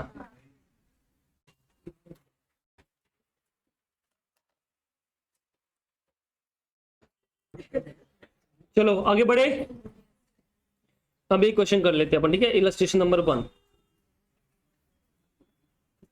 Illustration number 1, A Limited acquired 45% of B Limited shares on 1st April 2011। तो बताइए क्या ये कंट्रोल कर रही है कि एसोसिएट है, associate. The price paid was 15 lakh. कितने में आपने लिए वो shares, 15 lakh. Following are the extract of the balance sheet of B limited as on 1st April 2011। ठीक है, ये आपको दे रखा है सामने वाली कंपनी का। Paid up capital, security premium and reserve and surplus. B Limited has reported the net profit 3 lakh and paid dividend 1 lakh for the year ended 31st March 2012। 31st March 2012 को इसने कितना प्रॉफिट किया है, 3 लाख का, और कितना dividend pay किया है, 1 लाख का। Calculate the amount at which the investment in B limited should be shown in the consolidated balance sheet of A limited as on 31st March 2012। तो क्या इसने बैलेंस शीट पूछा है कि अमाउंट पूछा है, अमाउंट। ठीक है, कैसे अमाउंट निकालेंगे वो देख लीजिए। सबसे पहले अपने को निकालना पड़ेगा गुडविल या कैपिटल रिजर्व। क्या निकालना पड़ेगा अपने को, फर्स्ट ही निकालते हैं।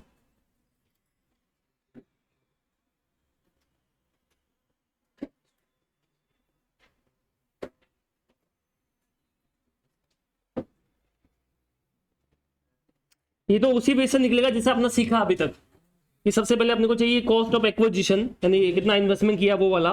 मैं यहाँ पे लिखता हूँ कॉस्ट ऑफ एक्विजिशन। बताइए कितना में लिखा अपन ने इसके, 15 लाख में। प्री एक्विजिशन डिविडेंड नहीं है वो वाला, वो बाद का है, तो वो तो लेंगे नहीं। अब माइनस करेंगे यहाँ पे शेयर इन एसोसिएट कंपनी जो है अपनी, कौन सी यहाँ पे, बी लिमिटेड ना, बी लिमिटेड। अब वो कैसे निकालते हैं कि उसका इक्विटी शेयर कैपिटल ले लो, शॉर्ट में लिख दिया ESC, बराबर है कितना है उसका, 10 लाख। चलो फिर सिक्योरिटी प्रीमियम भी है, तो ये देखो 10 लाख ये ले लिया। फिर सिक्योरिटीज प्रीमियम है, कितना है, 1 लाख। फिर रिजर्व एंड सरप्लस है 5 लाख। तो ये कितना होता है सब मिला के, 16 लाख। अब मुझे बताइए क्या शेयर अपने को 16 लाख मिलेगा, 45% ऑफ 16 लाख। ठीक है, तो सिंपल सा निकाल दो, 16 लाख का 45% मल्टीप्लाई कर दो, कितना आ गया, 7,20,000। अब इसमें से ये माइनस कर लो, क्या आया ये, गुडविल। ऐसा किसी को भी इसमें डाउट है तो आप बोल सकते हो। सबको समझ में आया ये वाला? ठीक है, ये रहा 7,80,000। ठीक है, अब अपने को निकालना है इसका value, carrying amount.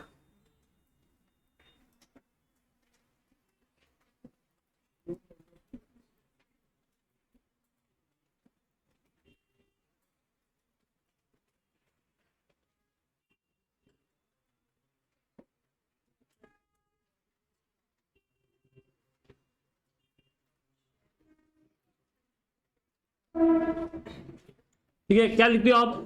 Share in value of net asset, बराबर है।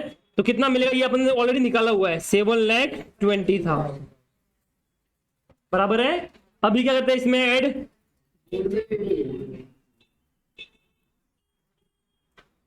7,80,000,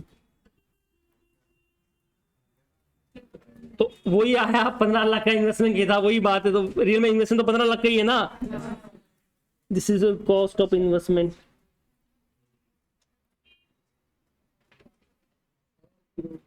अब इसमें ऐड करेंगे profit during the year,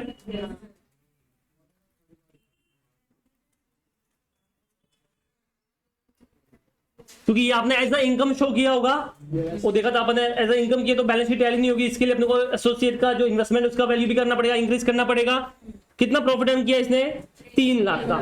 but क्या पूरा उसका है कि अपना सिर्फ 45% है?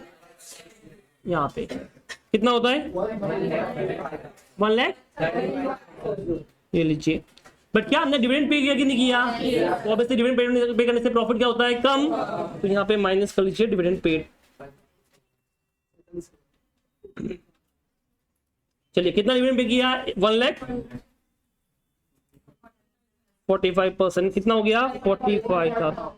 तो मुझे बताइए what is the carrying amount जो अपना बैलेंस शीट में आएगा final? 1 lakh 15,90,000 90,000। This is called carrying amount. क्या बोलेंगे इसको?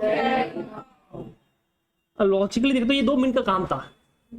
कैसे? हमने कितना इन्वेस्टमेंट किया? 15 लाख का। फिर हमने उसके अंदर कितना कमाया? 3 लाख। और फिर हमने 1 लाख का डिविडेंड पे किया, तो 3 में से 1 गया, 2 लाख बच गया। 2 लाख का 45% कर लो, 90,000। 15 90 15 लाख 90। बट नाटक करना है। क्या करना है? ड्रामा का मार्क्स मिलेगा। तो ऐसा सब ड्रामा करना पड़ेगा। समझ में आया कि नहीं आया? और कुछ नहीं है वही चीज है, बट सिंपल वे में नहीं बोलने का है इसको, बस दिखाना चाहिए भाई सीए का काम क्या होता है। इतना सिंपल वे में दिखाऊंगा तो कौन काम देगा? थोड़ा दिखाना पड़ेगा, हो क्या काम किया ऐसा। ठीक है, कॉपी किया ये वाला, बाकी कर लो। चलिए कॉपी हो गया, आगे बढ़ रहे अपन। देखो ये थियोरी के रूप में एक वापस एमसीक्यू आ सकता है इसमें। Circumstances under the which equity method is followed, तो कौन से केस में फॉलो होगा? तो सारे केस में फॉलो होगा, ठीक है।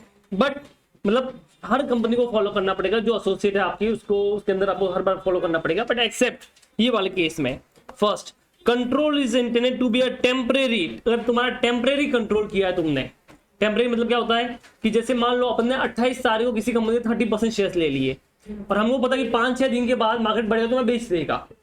तो यहाँ पे बताइए क्या ये इक्विटी मेथड तुमको फॉलो करना है? नहीं। तो because the investment is acquired and exclusive with a view to its subsequent disposal in the near future, the terms near future is explained with the AS 21। ठीक है, तो ये अपने को नहीं करना, अपने को ध्यान में है टेम्परेरी अगर इन्वेस्टमेंट किया है तो क्या उसमें इक्विटी मेथड फॉलो करना है? नहीं।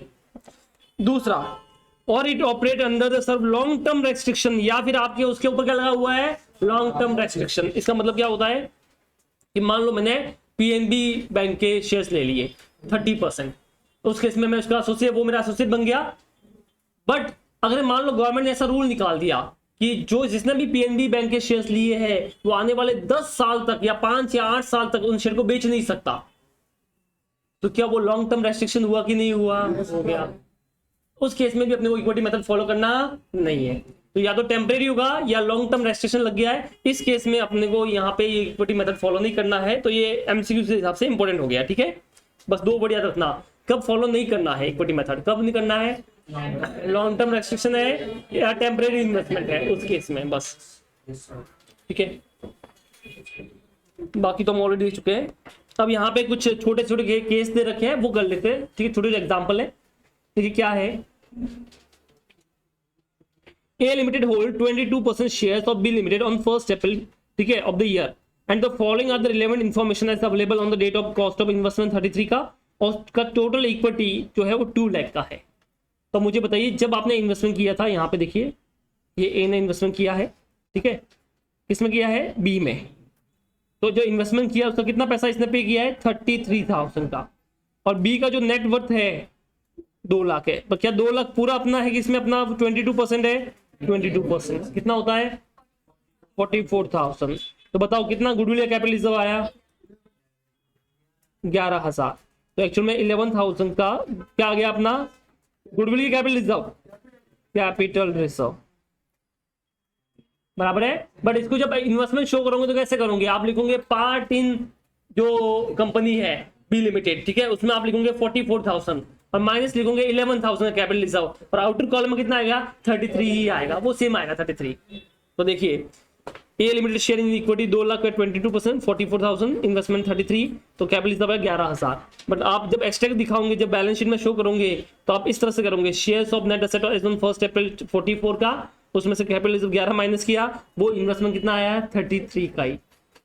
तो ऐसे करना है बस। क्या ये आपको समझ में आया? सेम ऐसा बी वाला करते हैं, ये तो आप भी कर सकते हो कि आपने 22% शेयर्स ले लिया बी में, ठीक है, अच्छा आपने पैसा कितना डाला है 55 और उसका 2 लाख का वैल्यू था, तो 55 डाल के तुमको जो बदले में मिला 44 मिला है, तो आपने कितना एक्स्ट्रा पे किया 11,000, दैट इज योर गुडविल। मैं जब शो करूंगा तो मैं ऐसा करूंगा कि 44,000 प्लस 11,000 गुडविल का पे किया, टोटल मेरा इन्वेस्टमेंट हो गया 55 का।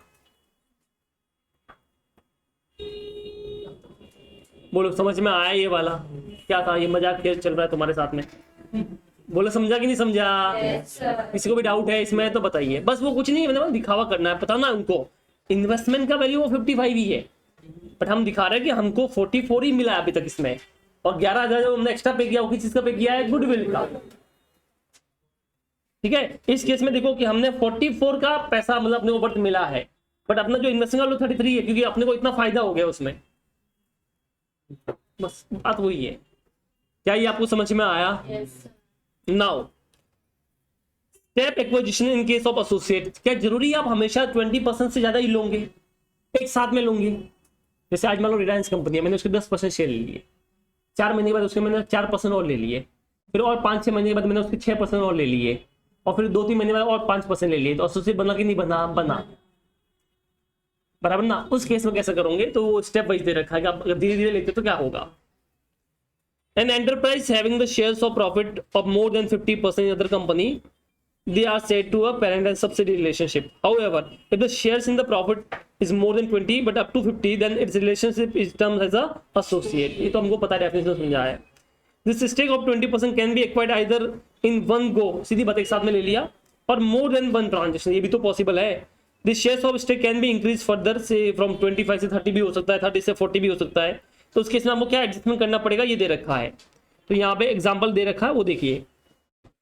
ए लिमिटेड ने एक्वायर किया 10% stake of B limited on 1 अप्रैल।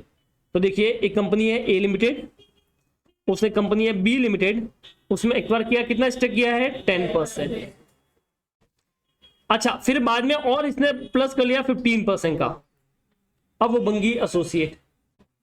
अच्छा ये पहले 1 अप्रैल को किया था और दूसरा वाला कब किया है 1 अक्टूबर को। अब आपको दे रखा कि जब आपने, अच्छा क्या हमेशा शेयर सेम प्राइस में मिलेंगे, अलग प्राइस होगा, अलग अलग होगा? तो जब आपने 10% लिया था, ठीक है, तब आपको 1 लाख पे करना पड़ा था। अभी जब आपने 15% लिया तो आपको कितना पे करना पड़ा 1,45,000। ठीक है, तब कैसे करना है वो समझिए। मैं ऊपर कर रहा हूं, यहां पे देख लीजिए। देखिए यहां से लेकर मैं यहां तक की बात कर रहा हूं, ठीक है। यहां पे देखिए ए ने जो इन्वेस्टमेंट किया था वो कितना किया था बेटा 1 लाख का, ये इन्वेस्टमेंट हो गया, ये हो गया तुम्हारा इन्वेस्टमेंट। उस टाइम को जो आपको बदले में जो मिला, पार्ट मिला, ठीक है, वो ऑब्वियसली आपको कब उस टाइम का कितना नेटवर्थ था उसका 8,50,000 इंटू 10%, बताओ कितना मिला 85,000। तो आपने कितना उस टाइम पे एक्स्ट्रा पे किया 15,000। ये 15,000 क्या होगी उस टाइम पे गुडविल।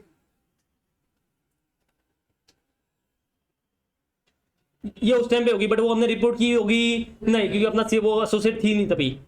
अभी यहाँ पे आइए 1 अक्टूबर को, यहाँ पे अभी कितना पैसा डाला अपने 1,45,000, बट बदले में जो अपने को मिला है वो कितना मिला है 10 लाख।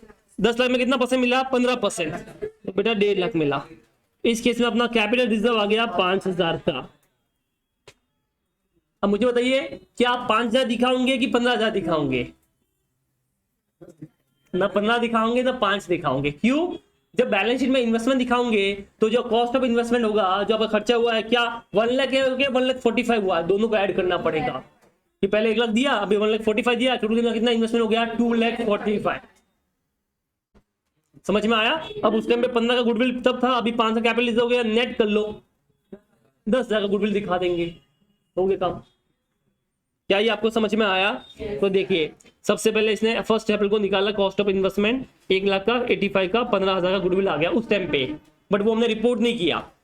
अभी देखिए अभी आपका 15% हो गया, तो 1.5 लाख में 1,45,000, 5 का कैपिटल रिजर्व हो गया।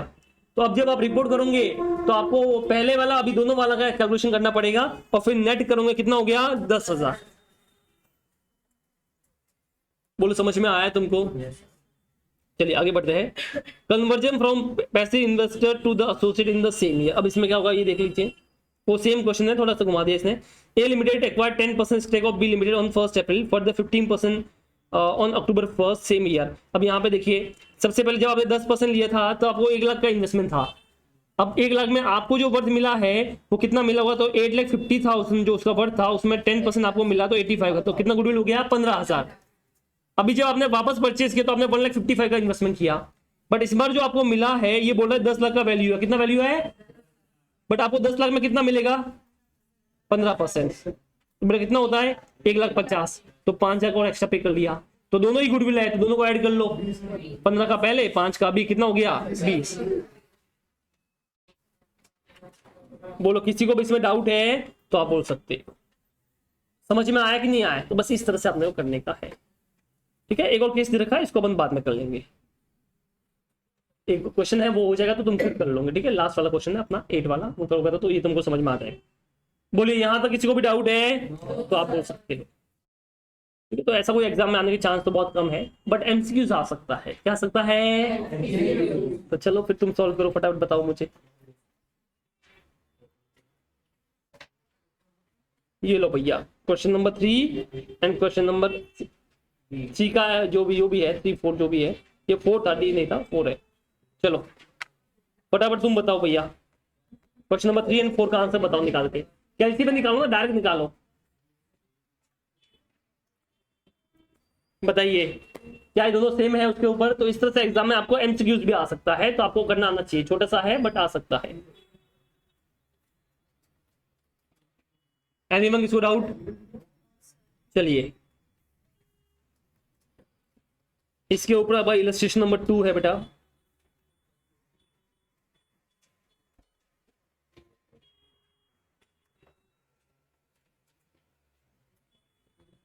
इलस्ट्रेशन नंबर 2 निकाले।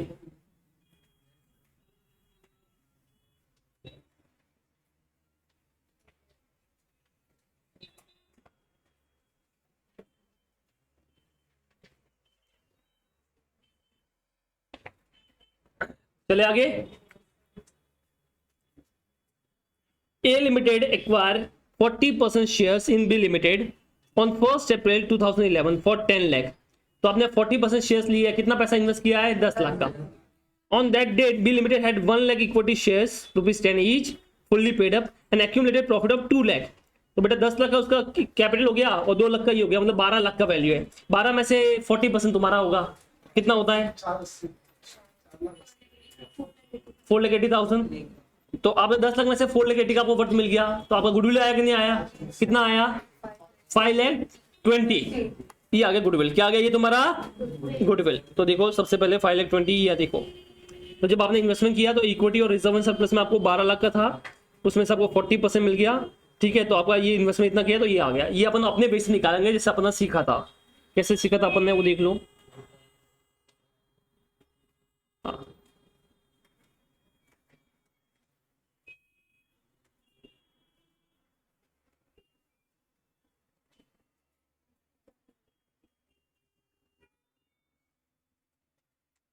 कैलकुलेशन ऑफ द गुडविल और कैपिटल रिजर्व।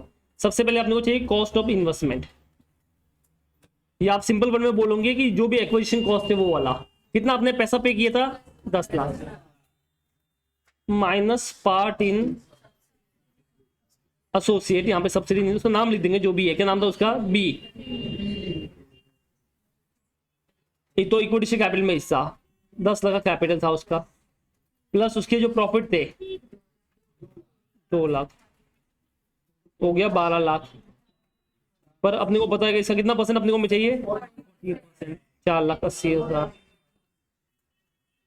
तो 5,20,000 का गुडविल लाभ। बट जब मैं बैलेंस शीट में शो करेगा तो मैं ऐसे नहीं करेगा, क्यों नहीं करेगा, मैं अलग वैसे दिखाता है कि भाई शेयर इन जो भी नाम है बी लिमिटेड 4,80,000 का ऐड करेगा गुडविल, और फिर मैं इन्वेस्टमेंट दिखाएगा, कितना दिखाएगा, 10 लाख का। तो ये देखिए जब बैलेंस शीट बनेगी तो उसमें इस तरह से शो होगा, shares of net asset on 1 अप्रैल 4,80,000, फिर आपने गुडविल ऐड कर ली 5,20,000 का, और कितना आउटर कॉलम में आ गया, 10 लाख। किसी को भी डाउट है तो आप बोल सकते हो, समझा, पक्का पक्का। चलो अब क्या हुआ, आगे बढ़ते हैं कहानी में। During the year 2011-12 B limited has suffered a loss of 10 lakh. अब देखो अब उसको लॉस हो गया, क्या हो गया उसको, तो ऑब्वियसली जब लॉस होगा तो तुम्हारा जो वैल्यू कम हो जाएगा। अब गुडविल कैपिटल इसमें वो फर्क पड़ने वाला वो सेम रहेगा, तो ये वाला इतना वैल्यू तो सेम रहेगा ना, समझ में आया कि नहीं आया, तो इतना वैल्यू तो अपना सेम रहने वाला, ये तो सेम का सेम रहेगा। अब इसमें आप क्या करोगे, लॉस है तो उसका वैल्यू इतना कम हो जाएगा, तो 10 लाख में 40% कम कर लो, 4 लाख से वैल्यू कम हो गया, तो अब जो नया वैल्यू आएगा वो आउटर कॉलम में कितना आएगा, 6 लाख। बट इस 6 लाख को मैं ऐसे दिखाएगा, मुझे अलग वैसे दिखाना पड़ेगा, मैं बैलेंस में ऐसा दिखाएगा कि अब मुझे 4,80,000 मेरा था, बराबर है, उसमें शेयर ऑफ लॉस कितना हो गया, 4 लाख का, और मेरा गुडविल इसमें ऐड हो गया 5,20,000 का, तो बताओ मेरे आउटर कॉलम में कितना आ गया, 6 लाख। समझा आपको, इसको डाउट है तो बताइए, पक्का, ठीक है। चलो उसके बाद क्या हुआ वो देखिए आगे। ड्यूरिंग द 12-13 लॉस ऑफ 12,50,000, चलो भैया और लॉस हो गया बेटा 12,50,000 का, ठीक है। एक काम करते हैं, इसको अपन सॉल्व भी कर लेते साथ साथ में, ठीक है। हाँ तुम्हारा मुंह देख के मुझे समझ में आ जाता है, ठीक है। तो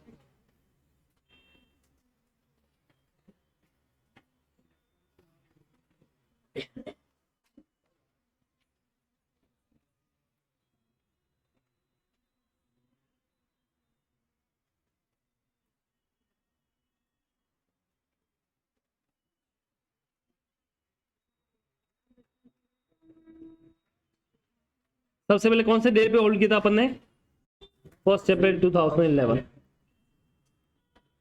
ठीक है। कैरिंग अमाउंट कैसे निकालते हैं वो सिखाया था मैंने आपको, क्या बताया था, शेयर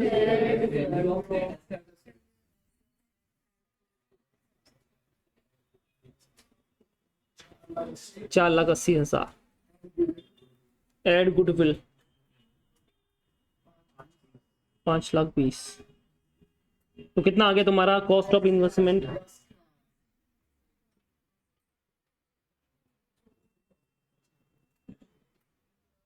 10 लाख। बट जब बैलेंस शीट बनेगी तो उसमें कैसा आएगा वो देख लो,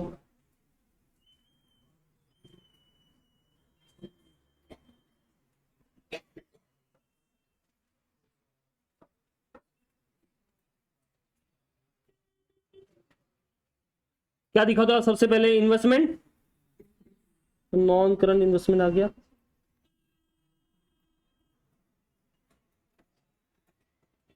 ठीक है। फिर आप दिखाओगे इन्वेस्टमेंट इन, क्या नाम था, बी लिमिटेड ना, ऐसा। अब उसमें क्या दिखाओगे बताओ, कैसे दिखाते हैं, जैसे सबसे पहले वही शेयर्स, शेयर इन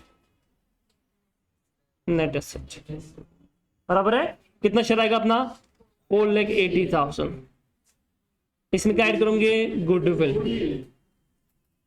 कितना आएगा, अच्छा कोई पोस्ट प्रॉफिट तो हुआ नहीं तो वो लिखना ही नहीं है, तो ये आउटर कॉलम में तुम्हारा कितना आ जाएगा, 10 लाख। ये अपना बैलेंस शीट में आएगा, जैसा कि इधर भी दे रखा था ये वाला, बोलो समझ में आया कि नहीं आया, अंडरस्टूड। चलो तो पहले इतना कॉपी करो,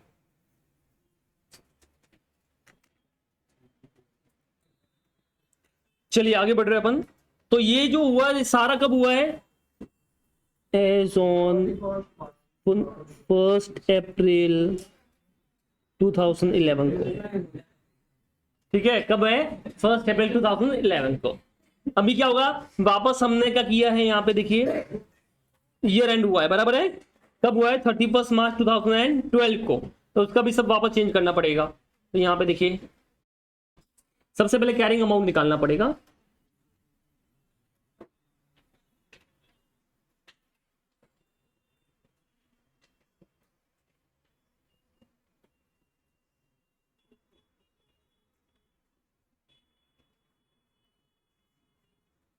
चलो कैरिंग अमाउंट कैसे निकालूंगे वो देख लो आप लोग।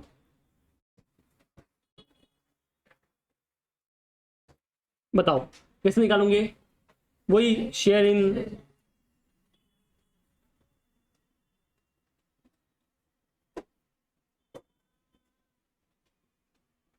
वैल्यू ऑफ नेट एसेट, वो तो फिक्स है ना। कितना था? 480। ऐड करते हैं उसमें, क्या ऐड करते हैं? गुडविल, वो भी फिक्स ही था भैया 5,20,000। तो बेसिकली 10 लाख तो अपना फिक्स ही है। इसे बोलते हैं कॉस्ट ऑफ इन्वेस्टमेंट। अब क्या हुआ, इस साल होल्ड करने के बाद उस कंपनी ने लॉस किया है, तो उससे अपना इन्वेस्टमेंट का वैल्यू कम हो जाएगा, क्योंकि वो लॉस अपने प्रॉफिट में, प्रॉफिट लॉस में आया होगा, वो उधर भी कम हुआ, इधर भी कम हो जाएगा। तो यहां से माइनस करेंगे लॉस ड्यूरिंग द ईयर। कितना लॉस हुआ है? 12,50,000 का। पर क्या वो 12,50,000 क्या बोलते हो? 10 लाख का, 10 लाख का इंटू हमारे पास कितना होल्डिंग था, तो कितना हो गया? 4 लाख का। डिविडेंड तो कुछ पेड किया नहीं है तो छोड़ो। तो मुझे बताइए क्या आ गया अपना कैरिंग अमाउंट? 6 लाख। ये आ गया तुम्हारे पास में कैरिंग अमाउंट। क्या आ गया अपने पास में? Carrying amount. ठीक है, एज ऑन 31 मार्च 2012। अब बैलेंस शीट बनानी पड़ेगी इसकी।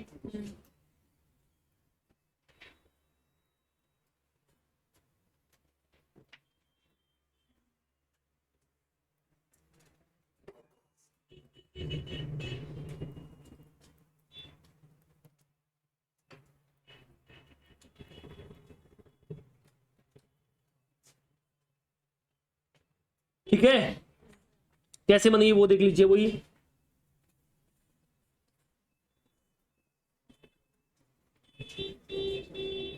आप ये नॉन करंट इन्वेस्टमेंट नहीं भी लिखोगे तो चलेगा, आप डायरेक्ट भी लिख सकते हो इन्वेस्टमेंट इन एसोसिएट, बराबर ना।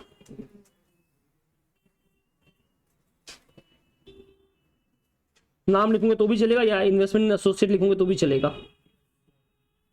आपको बी लिखना भी लिख दो, इन्वेस्टमेंट एसोसिएट लिखना एसोसिएट लिख दो। चलिए क्या लिखते हैं सबसे पहले? शेयर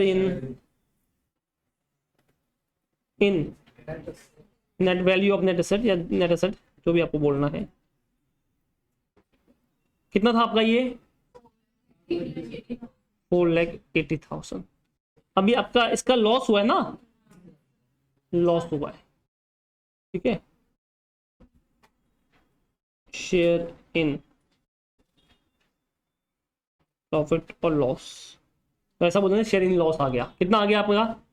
4 लाख। लॉस हो तो यहाँ से माइनस हो जाएगा, और आपको ऐड करना है, क्या ऐड करना है? गुडविल। कितनी गुडविल थी बेटा? 5,20,000। बताइए कितना आउटर कॉलम में कितना आएगा? 6 लाख ही आएगा। ऐसा बोलिए, किसी को भी डाउट है इसमें तो आप बोल सकते हो। समझ में आया आपको? चलो कॉपी करो फटाफट। चलिए, तो ये 2012 हो गया, बराबर है। अब 13 की बात करनी है।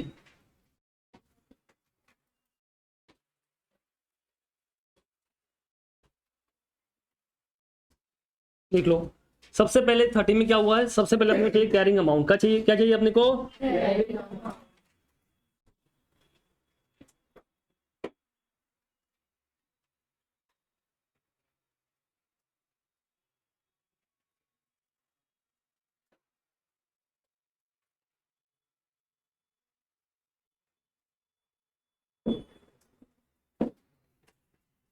ठीक है, तो देखो ये वाला तो बार बार क्या लिखना, मैं सीधा लिख देता हूं।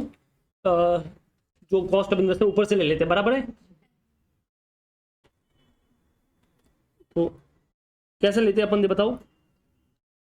यहां पे देखिए इस बार क्या होगा, सेम का सेम चीज आने वाली ना, जैसे ये आया था लास्ट टाइम वैसे ही आएगा। तो वही share of net asset, goodwill, तो अपन कहते हैं cost of investment as calculated, अब वो कर लेते हैं, काम अपना हो जाएगा।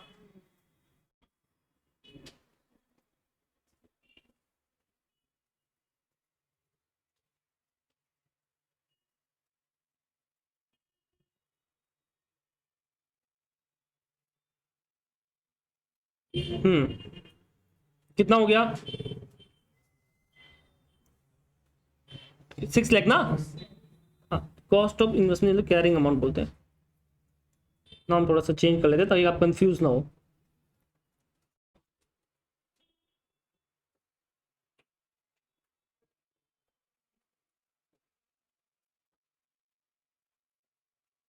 छह लाख का। अब इस साल क्या हुआ है, इस साल भी लॉस हुआ है, तो वही माइनस करेंगे लॉस, शेयर इन लॉस। ठीक है, डाल लेते हैं। कितना है बेटा, 12,50,000 का 40%, 5 लाख। कितना आ गया, 1 लाख। क्या ये तुमको समझ में आया? This is your carrying amount as on 31 March 2013। Balance sheet draw करनी पड़ेगी।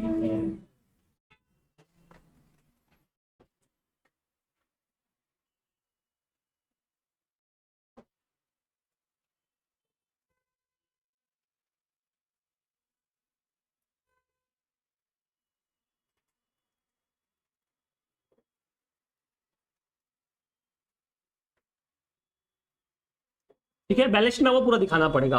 जैसे आप लिखोगे, हेडिंग आ गया इन्वेस्टमेंट इन एसोसिएट। ठीक है, वही आपका ऊपर वाला हेडिंग आ गया नॉन करंट इन्वेस्टमेंट।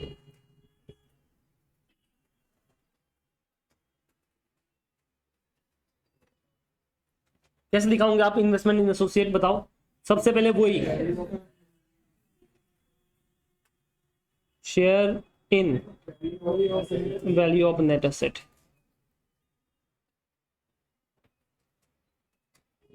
ठीक है, ये स्टार्ट से ऑन 1 अप्रैल ना, ये स्टार्ट से दिखाएंगे अपन, जब ली थी अपन तभी। कितना था इसका वैल्यू ऑफ, ये इधर देखा था अपन ने 4,80,000।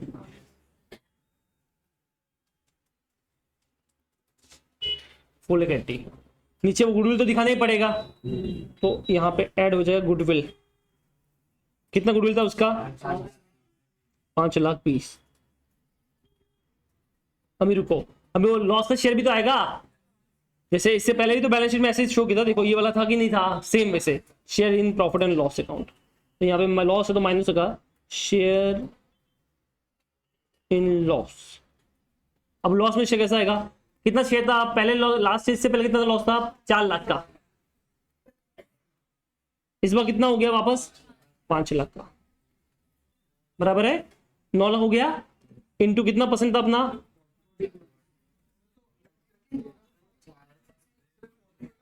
अरे अच्छा आपने पूरा ऐसा ले लिया क्या, तो ठीक है वो भी चलेगा। तो ये आपने परसेंट फिर करना नहीं है, बराबर ना, फिर डायरेक्ट लो, 4 लाख में वो, 5 लाख में ये, 9 लाख हो गया। चलिए, तो ये कितना आ गया, 1 लाख गुडविल ऐड हो जाएगा। हाँ ये लो, क्या वो ये और ये सेम आया कि नहीं आया, कैरिंग अमाउंट वो ही आएगा, बस शो करने का भी ऐसा होगा। क्या ये आपको समझ में आया, इसको डाउट है तो बताइए। चलो कॉपी कर लो फिर।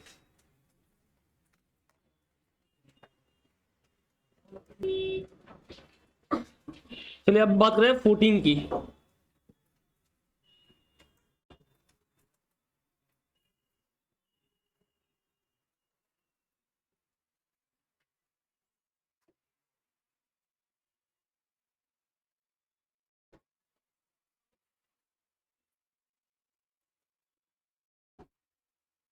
ठीक है, ऑलरेडी अपन पहले कैरिंग अमाउंट निकाल चुके हैं, बराबर ना, carrying amount as on 31 March 2013 तक वो तो निकाल चुके हैं।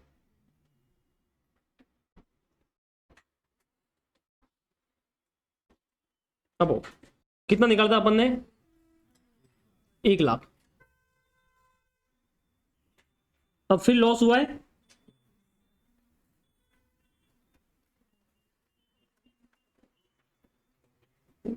तो बताइए कितना लॉस हुआ है इस बार? 5 लाख का इंटू कितना परसेंट होता है? 40%, 2 लाख। बट वेट, अगर मैं 2 लाख माइनस किया तो कैरिंग अमाउंट नेगेटिव हो जाएगा, और कभी भी इन्वेस्टमेंट कभी कोई नेगेटिव हो सकता, मैक्सिमम कैन बी 0।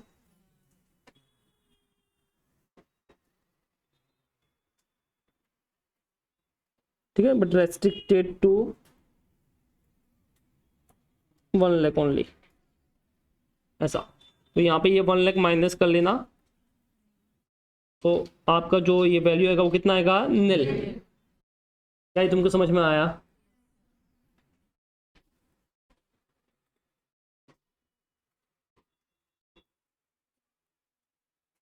अब जब बैलेंस शीट बनेगी,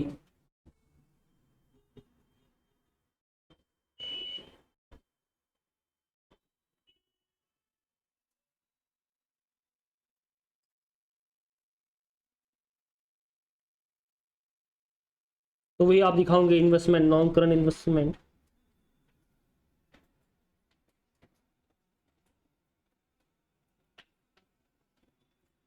इन्वेस्टमेंट इन एसोसिएट,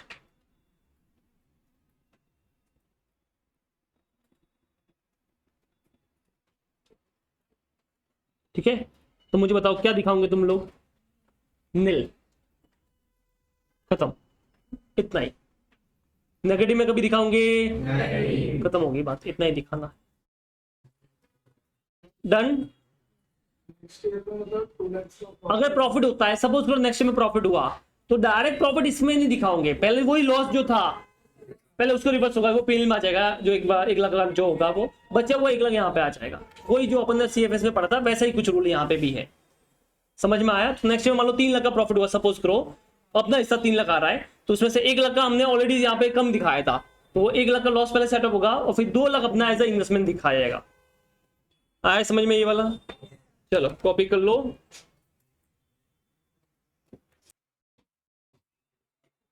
तो भैया ये तो हो गए तुम्हारा इलस्ट्रेशन, 2 ही इलस्ट्रेशन इसके अंदर थे, 2 के 2 अपने हो गए, बराबर ना? Yes.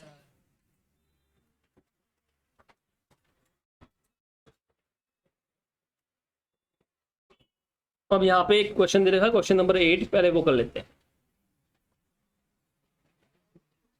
Bright limited acquired 30% of east India limited shares for 2 lakhs। कितने का इन्वेस्टमेंट किया इसने? 2 लाख का, on 1 June 2011। By such an acquisition Bright can exercise significant influence over East India limited. सीधी बात है, उससे सिग्निफिकेंट इन्फ्लुएंस आ गया, एसोसिएट बन गई। During the financial ended 31 March 2011, obviously आपने 1 जून को लिया तो लास्ट ईयर की बात कर रहा है। East India earn a profit of 80,000। कितना अर्न किया उसने प्रॉफिट? 80,000, और उसने उसमें से डिविडेंड भी डिक्लेयर किया 50,000 का। तो ये जो मिलेगा डिविडेंड, ये प्री होगी पोस्ट होगा? प्री होगा ना बेटा। 31 मार्च 2011 लास्ट ईयर का प्रॉफिट अर्न किया, उसमें से डिविडेंड मिला, तो ये प्री वाला होगा, ठीक है। ऑन 12 अगस्त 2011 को ये मिला है डिविडेंड। आगे बाकी जो है वो बाद में पढ़ते हैं, पहले यहां तक समझ में आया तुमको? क्या पूछा इसने, देखिए, calculate the carrying amount of investment, ठीक है, in separate financial statement of bright limited. आपको सेपरेट फाइनेंशियल स्टेटमेंट मतलब AS 13 के हिसाब से होगा। सेपरेट पूछा है पहले, सेपरेट में कैसा होता है कि AS 13 के हिसाब से आपने इन्वेस्टमेंट किया, कितने का किया बेटा? 2 लाख का, माइनस प्री एक्विजिशन डिविडेंड कितना अपने को मिलेगा? 50,000 पे 30% 15,000, तो 2 लाख में से 15 मिल गया, कितना वैल्यू बच गया? 1,85,000। तो सबसे पहले 1,85,000 आ गया पर्सनल, अपने जो personal stand alone balance sheet होगा उसमें। आया समझ में? तो कॉपी एक काम करो, ये तो आंसर से करा लेता हूँ मैं फटाफट। ये रहा, ये तो ऑलरेडी हम बहुत बार कर चुके हैं, ऑलरेडी कितनी बार अपन ये कर चुके हैं। किसी को इसमें डाउट होना? करो कॉपी करो हाथों हाथ, ताकि ये दिमाग में एक तरफ अलग से बैठ गया तुम्हारा। ये तो AS 13 वाला हो गया, कौन सा हो गया ये? AS 13 वाला। तो इसका अभी तक लिंक नहीं हुआ है एसोसिएट से।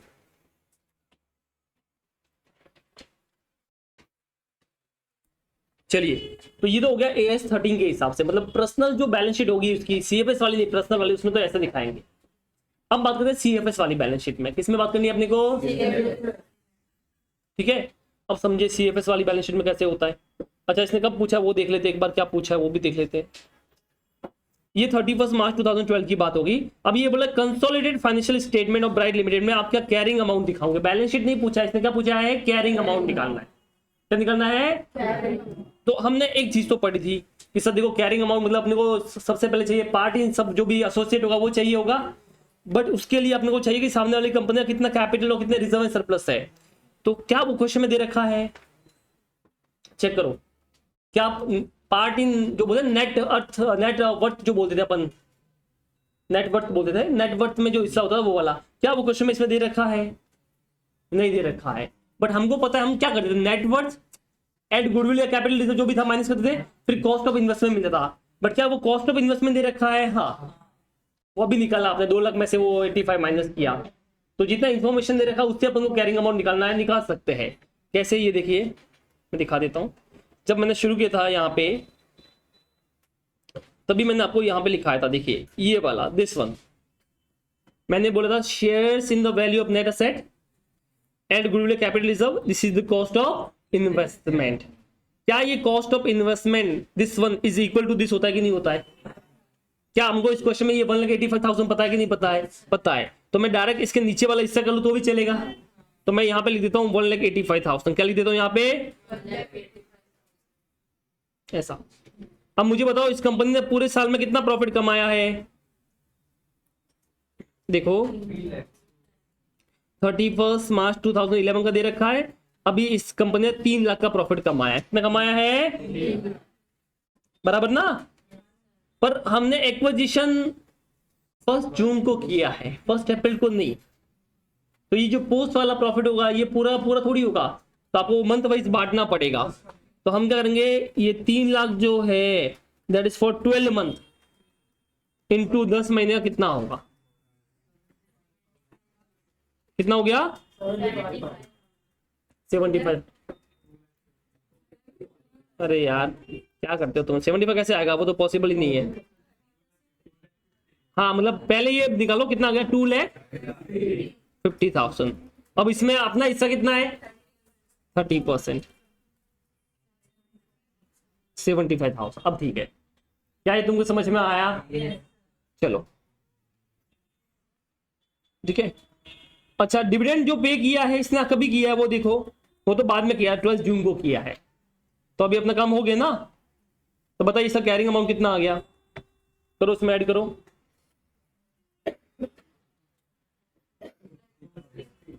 2,60,000 ये तुम्हारा कैरिंग अमाउंट हो गया। ये तो पूछा है इसने, तो क्या मैं इतने वाले कैलकुलेशन को दिखा दूं तो चलेगा कि नहीं चलेगा? चलेगा ना? चलो फिर। तो पहला तो आपने फर्स्ट तो आपने निकाल दिया, मैं नंबर 2 निकाल रहा हूं।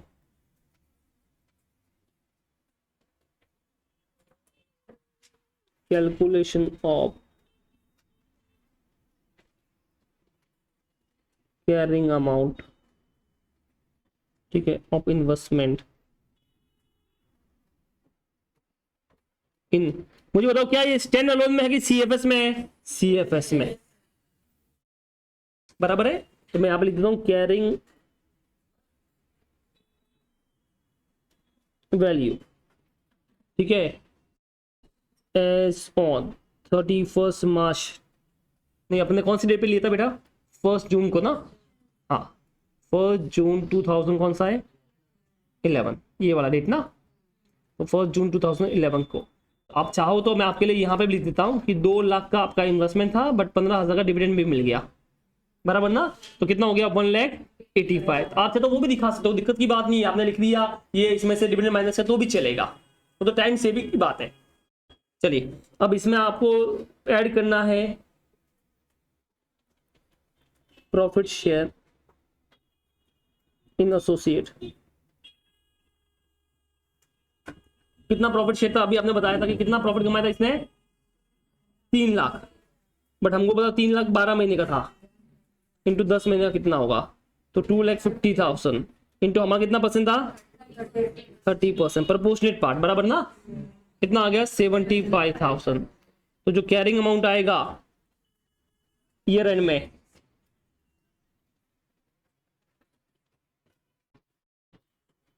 31 मार्च 2012 को कितना आएगा? 2 लाख 60,000। ये बोलिए, किसी को भी इसमें डाउट है तो आप बोल सकते हो। सबको समझ में आया? पक्का? चलिए, इसके बाद क्या हुआ देखो आगे। 12 जून को इसने भैया डिविडेंड डिक्लेयर किया है। क्या डिक्लेयर किया है? अब वो प्रॉफिट नहीं दे रखा, मतलब देखो ये 12 जून को किया है। अच्छा, इसने बोला कि 30 जून को तुम सीएफएस में क्या दिखाओगे? 30 जून को तो बस डिविडेंड का एडजस्टमेंट करना है एक्स्ट्रा। अब वो कितना प्रॉफिट कमाया वो तो दे नहीं रखा कि अप्रैल मई और जून में कितना प्रॉफिट कमाया वो दे रखा, तो मारो गोली, अपने को नहीं दिखाना, जबरदस्ती दिखाने का है। समझ में आया कि नहीं आया? तो हम क्या करेंगे, हम सिंपल सा कर लेते, एकदम शॉर्ट में कर लेते। थर्ड वाला,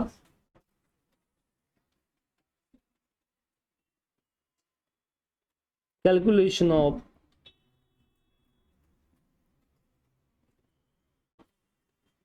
carrying amount of investment in CFS, but date भी लिख देता हूं यहाँ पे, एज ऑन 30 जून ना। और यहाँ पे ये जो डेट थी वो कौन सी थी? 31 मार्च। ठीक है, यहाँ पे 30 जून है। तो अब क्या करेंगे, अपन जो कैरिंग अमाउंट यहाँ पे निकाला वो ले लेते हैं। 31 मार्च तक तो है ही ना अपने पास में, फिर बाद में सिर्फ डिविडेंड पे किया, प्रॉफिट तो कमाया नहीं है तो छोड़ो। तो यहाँ पे देखिए, कैरिंग अमाउंट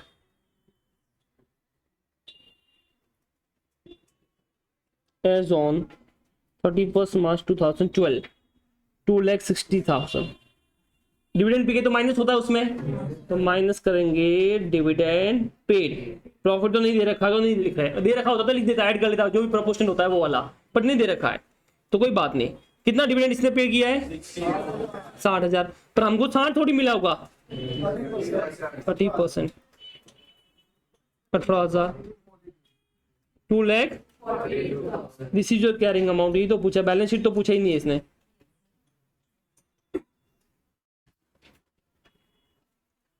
जून 2012 खत्म, इतना ही था। बोलो, किसी को डाउट है तो आप बोल सकते हो। ठीक है, ये रहा 2,42,000 कैरिंग अमाउंट। सिर्फ इसने कैरिंग अमाउंट ही पूछे, तीनों हो गए। ठीक है, बोले किसी को भी डाउट है इसमें तो आप बोल सकते हो। अंडरस्टूड? चलो कॉपी कर लो।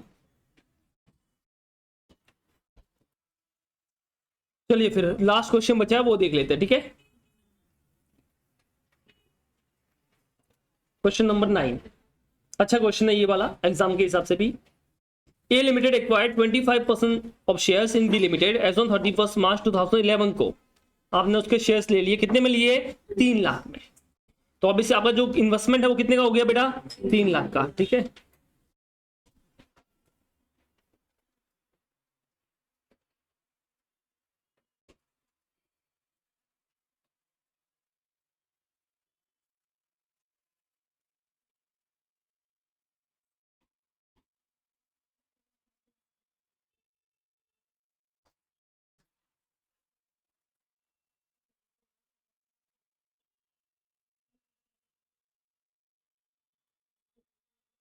तीन लाख का आपका इन्वेस्टमेंट का कॉस्ट हो गया, बराबर है। अब नीचे दे रखा है इसकी शेयर कैपिटल 5 लाख की, 5 लाख की रिजर्व सरप्लस 10 लाख का टोटल हो गया, वर्थ हो गया इसका। फिक्स असेट 5 लाख का, इन्वेस्टमेंट 2 लाख का, 3 लाख का करंट असेट, 10 लाख ये हो गया। ये इन्वेस्टमेंट एक्चुअल में इधर होना चाहिए था, एनीवेज ठीक है। During the year ended 31 March 2012 the following are the additional information available.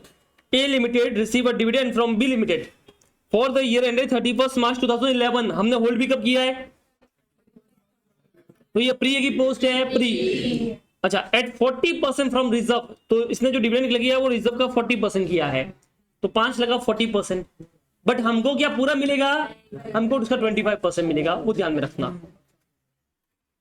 तो यहां पे अपने को करना है, कितना गया?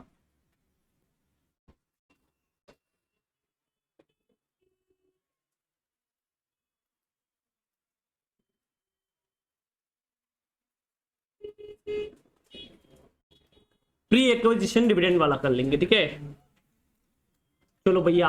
तो उसके रिजर्व का 40%, तो कितने रिजर्व है उसके पास में? 5 लाख, उसका 40%।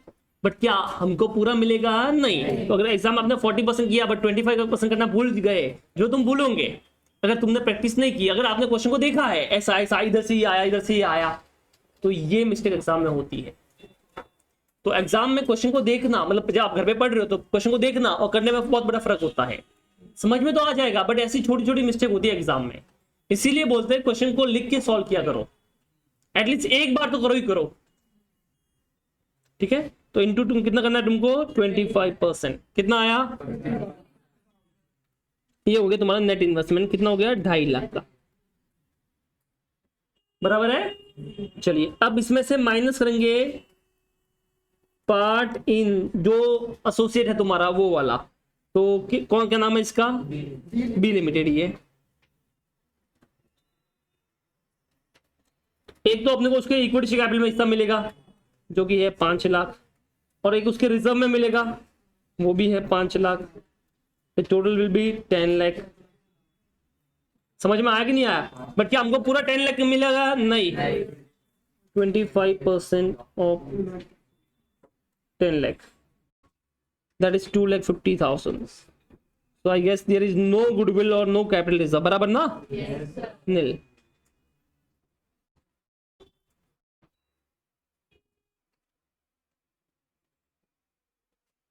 जीरो हो गया। बताइए किसी को भी डाउट है इसमें तो आप बोल सकते हो। सबको समझ में आया ये वाला? चलो, तो पहला पॉइंट तो ये बोला था इसने, और ये भी पूछा था गुडविल निकालिए अगर कुछ है तो, कोई गुडविल नहीं है, जीरो गुडविल है। दूसरा इसने क्या बोला, B limited made a profit after tax 7 lakh for the year ended 31 March 2012, मतलब नेक्स्ट ईयर में उसने प्रॉफिट अर्न किया है, कितना अर्न किया है, 7 लाख रुपए का। अच्छा, उसके बाद B limited declare dividend 50% for the year ended 31 March 2012 को उसने डिविडेंड भी डिक्लेयर किया है। अच्छा, ये डिविडेंड कब डिक्लेयर हुआ है, 30 अप्रैल को। अब इसने दूसरी चीज क्या पूछी वो देखिए, how A limited will reflect the value of investment in B limited in the CFS। एक बार आप रफली निकालो ना, हमने जो सीखा है उसके हिसाब से ट्राई तो करो एक बार, ऐसे ही रफली क्या आएगा। ये बोला CFS में आप ये वैल्यू ऑफ इन्वेस्टमेंट मतलब कैरिंग अमाउंट क्या दिखाओगे CFS में? हाँ,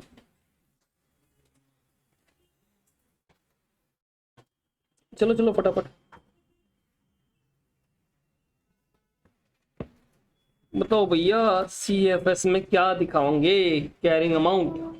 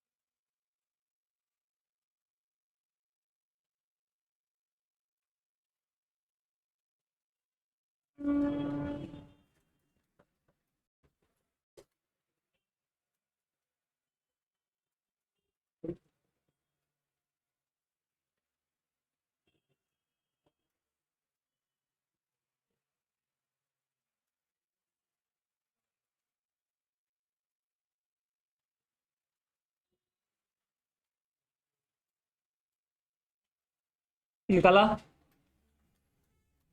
कितना आया, 4,25,000। Very good. चलो कैसे निकाला वो भी देख लेते हैं।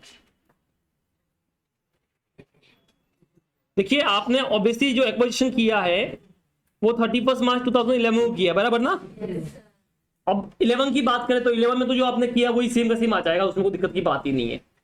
अब अगर आप 12 की बात करते हैं तो 12 में कैसे दिखाओगे, मैं कर लेता हूं।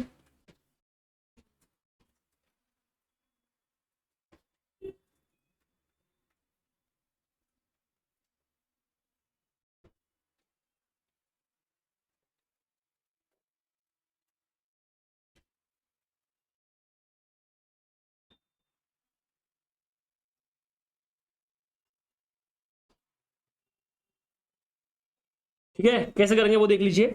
सबसे पहले अगर 31 मार्च 2011 को करना है, दो कर लेता हूं मैं, एक 31 मार्च 2011 को, एक 31 मार्च 2012 को। 2 साल है तो साल मेंशन नहीं किया कौन से साल में करना, तो मैं दोनों कर लेता हूं। कैसे दिखा तो बताओ, कैरिंग अमाउंट का रूल क्या होता है? पहले तो जो अपने को शेयर मिला है तो value of share in net asset, ये तो अभी आपने निकाला था, कितना निकाला था, 2,50,000। मैं पूरा ही कर रहा हूं, ठीक है। क्या करते हो, ऐड इसमें गुडविल, वो बैलेंस शीट में प्रॉफिट करते हैं। इसमें कैरिंग अमाउंट में पहले गुडविल, ठीक है, गुडविल कर लिया, दोनों केस में गुडविल तो 0 है, ठीक है। अब तो ये तुम्हारा आ गया 2,50,000 इसका एंड 2,50,000 इसका, ठीक है। अभी जो बाद में प्रॉफिट कमाया है वो वाला इसमें ऐड हो जाएगा, तो profit during the year. Obviously इसमें तो मैं कुछ नहीं करूंगा क्योंकि वो 31 मार्च 2011 का ही है, तो उसके उसमें उस टाइम तो हमने कोई हमारी हेल्प की वजह से कोई प्रॉफिट कमाया नहीं था। बट क्या 12 में कमाया होगा? हाँ। कितना प्रॉफिट कमाया इसने 12 में? 7 लाख। 7 लाख इंटू कितना परसेंट? 25%। करो कितना होता है? चलो 1,75,000 बराबर है। कितना आ गया? ये तो सेम का सेम ही रहेगा, 2,50,000 इसका तो सेम ही रहेगा उसमें।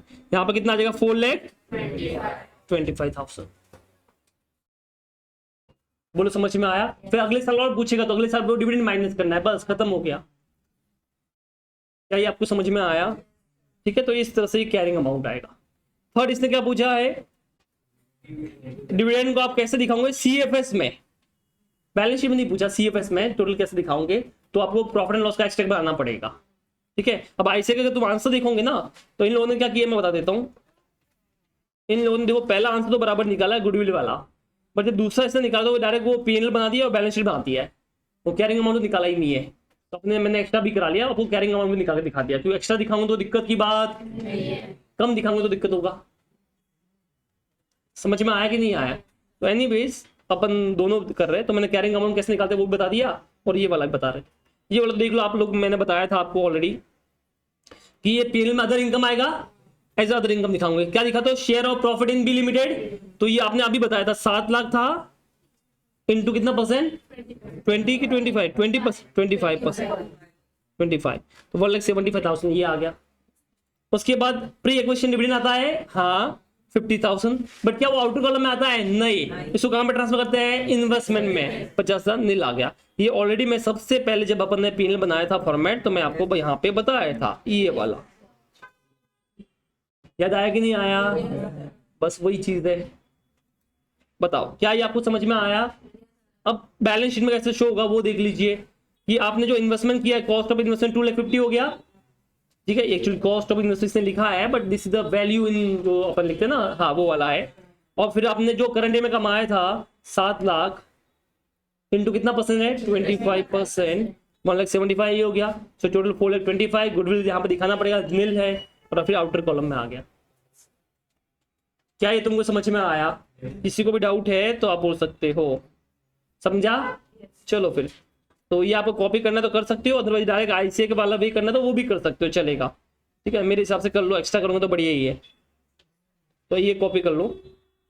अच्छा ये गुडविल वाला बाकी है ना, तो पहले ये कॉपी कर लो, फिर ये नीचे वाला कर लो, देन ये बैलेंस शीट ये डायरेक्ट यहाँ से कर लेना, ठीक है, तो सेम ही होगा। बोलो क्या किसी को डाउट है? तो यही था आपका AS23, और इसके साथ में ये AS क्या होता है?